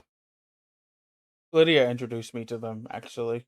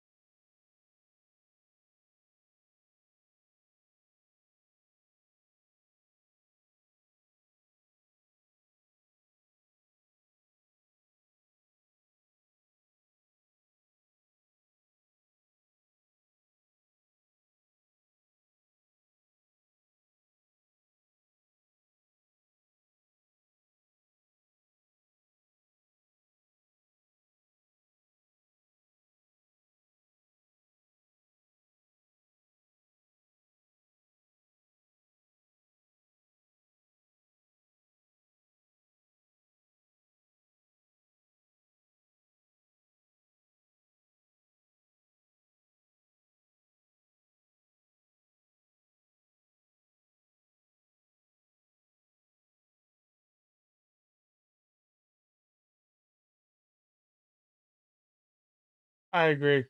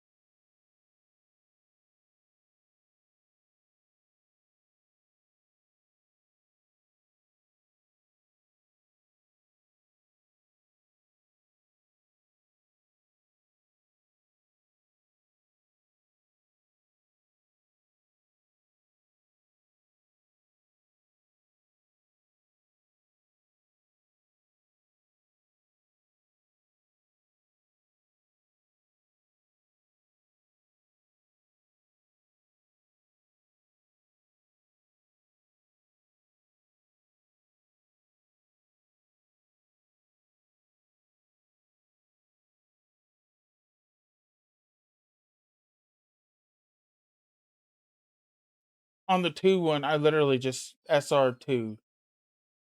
Yeah, I know I'm muted. He's whining.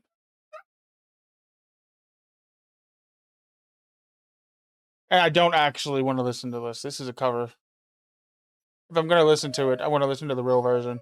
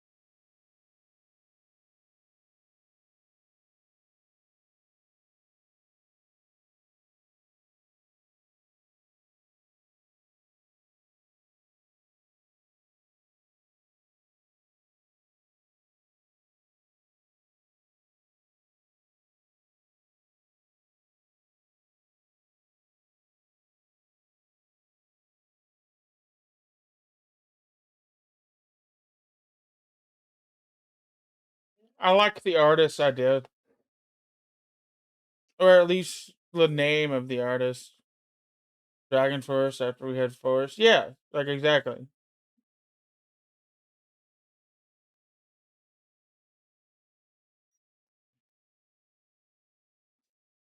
The problem with that is apparently song was the word and not force. But I like the idea of yours. I like the idea you had.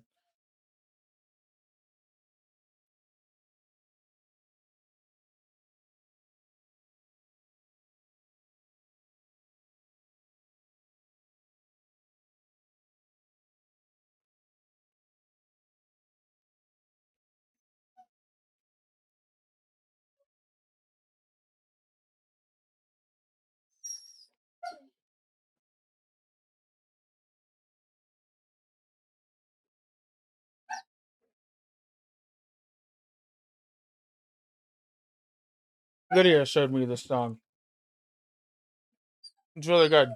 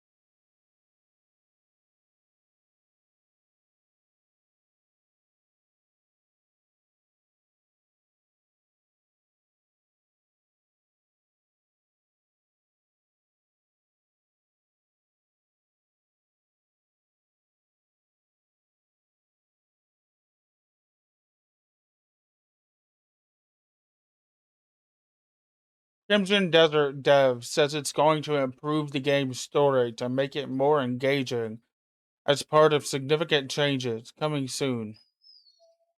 The more I don't play this game, the more I win.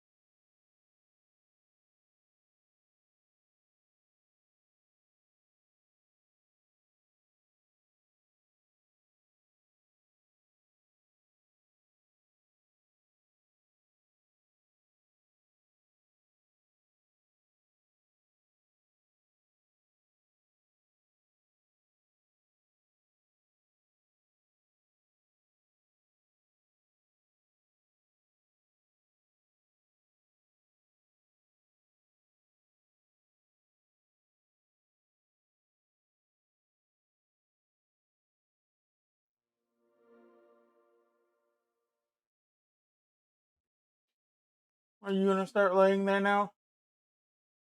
This is gonna become a regular thing?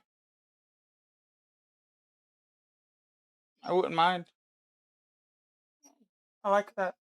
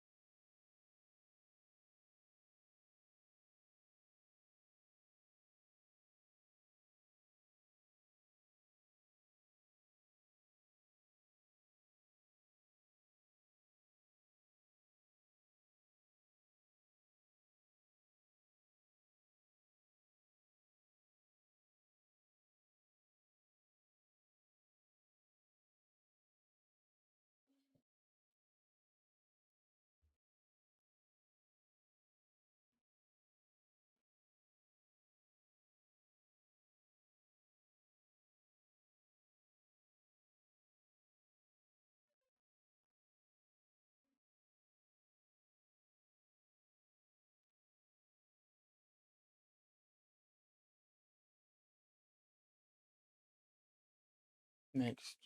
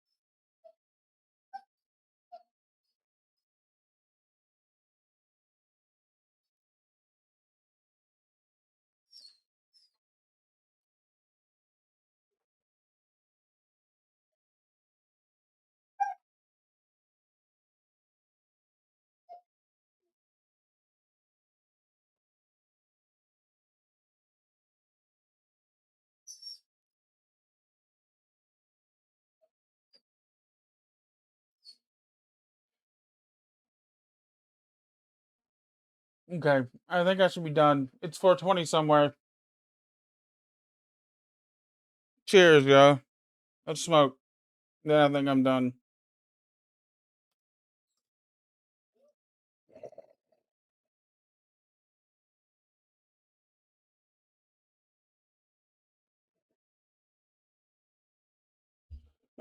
I'm gonna wait for this strength level.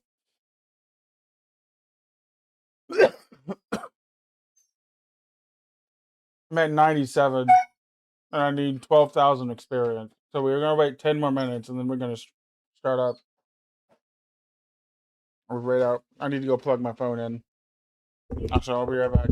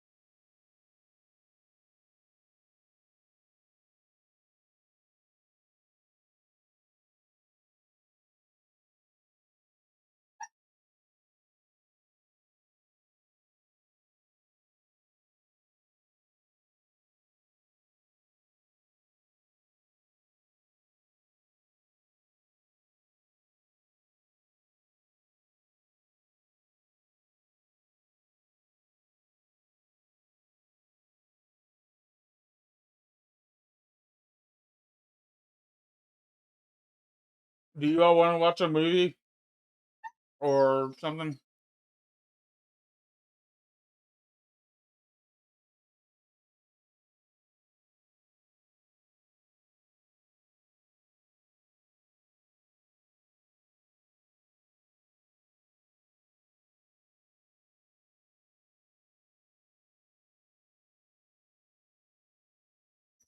It's fine.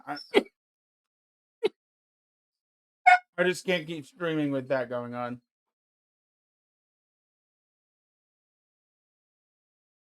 And since I'm fixing to end, I guess I'll go ahead and say it. I'm getting rid of Sky tomorrow, probably.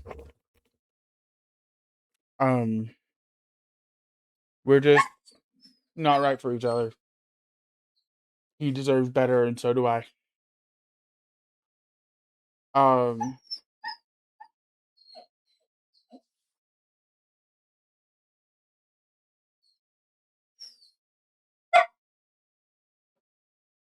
that's why I've been in a kind of bad mood all night.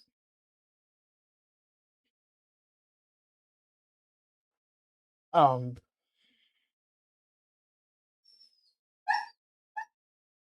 but I just can't hear that right now. So I gotta go after this crab. Um,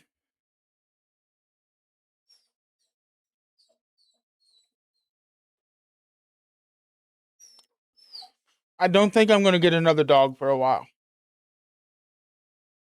At least 6 months to a year, like a while. It's just gonna be the cat bean. So I need to replace a few things and do a few things. But like I just can't deal with it. And it's not good for him and it's not good for me. And he deserves better, and so do I.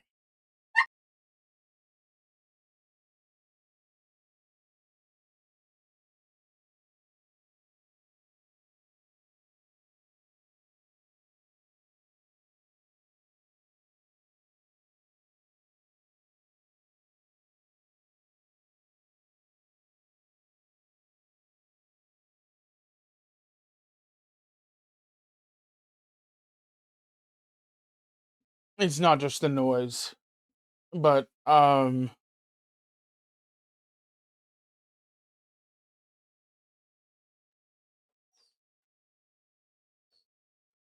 yeah, I'll tell you later. But it's not just the noise. It's a lot more than that. Um, he's just not a good fit for me or for the house that I live in.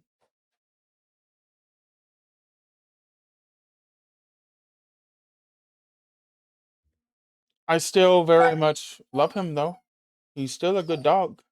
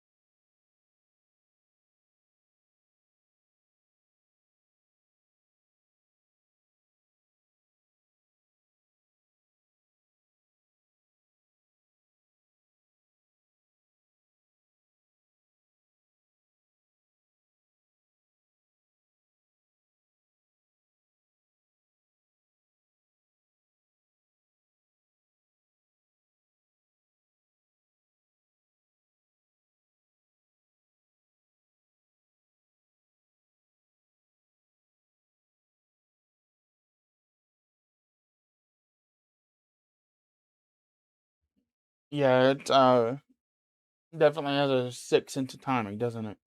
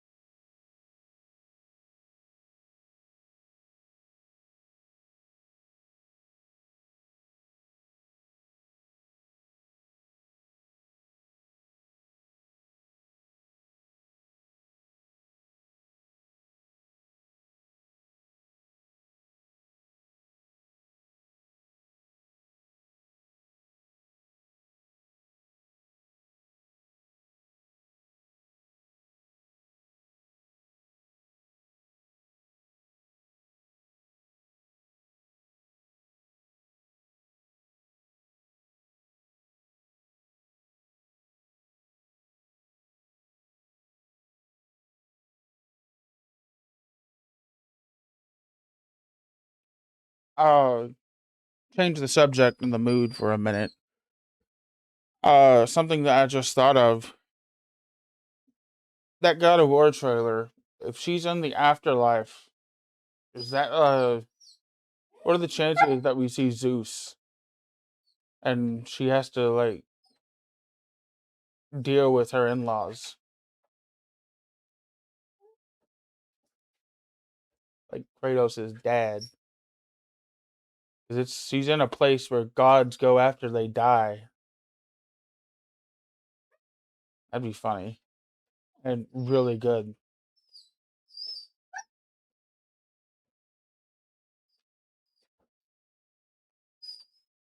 There you go, 91 strength.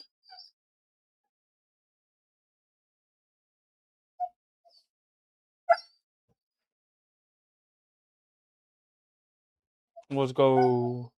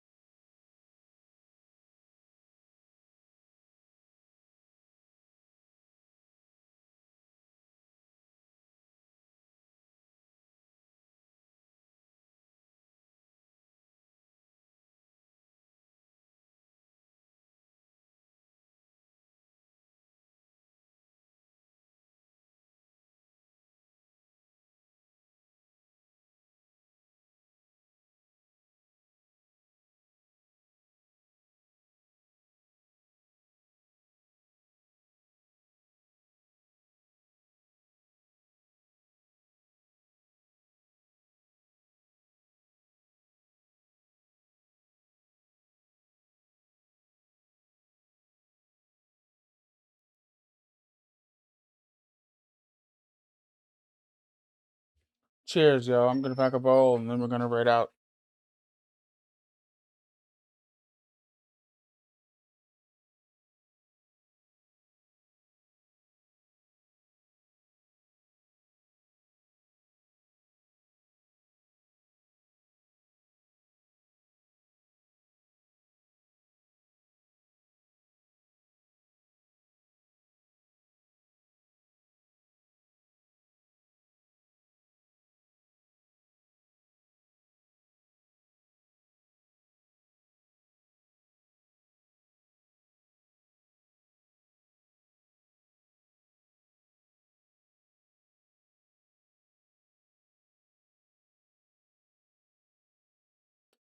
I just remembered I haven't ate anything today. And it's 9 o'clock. 9:30. I need to go eat. I am probably gonna raid Spraying Mantis. He's playing Arc Raiders. But he normally plays RuneScape. Let's go say hi. If you're new here, give me a follow, all that other shit. If you want to join the Discord, there's that. There Howdy, is partner. my coffee. And there's Jesus. And it loves marijuana. And so do I.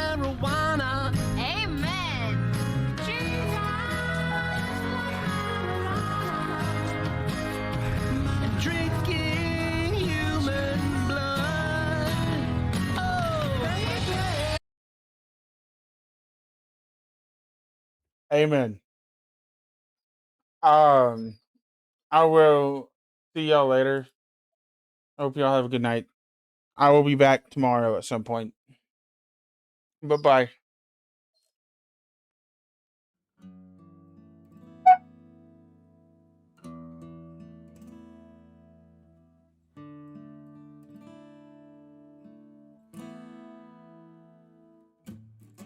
You walk away, you don't hear me say, please, oh baby, don't go. Simple and clean, it's the way that you're making me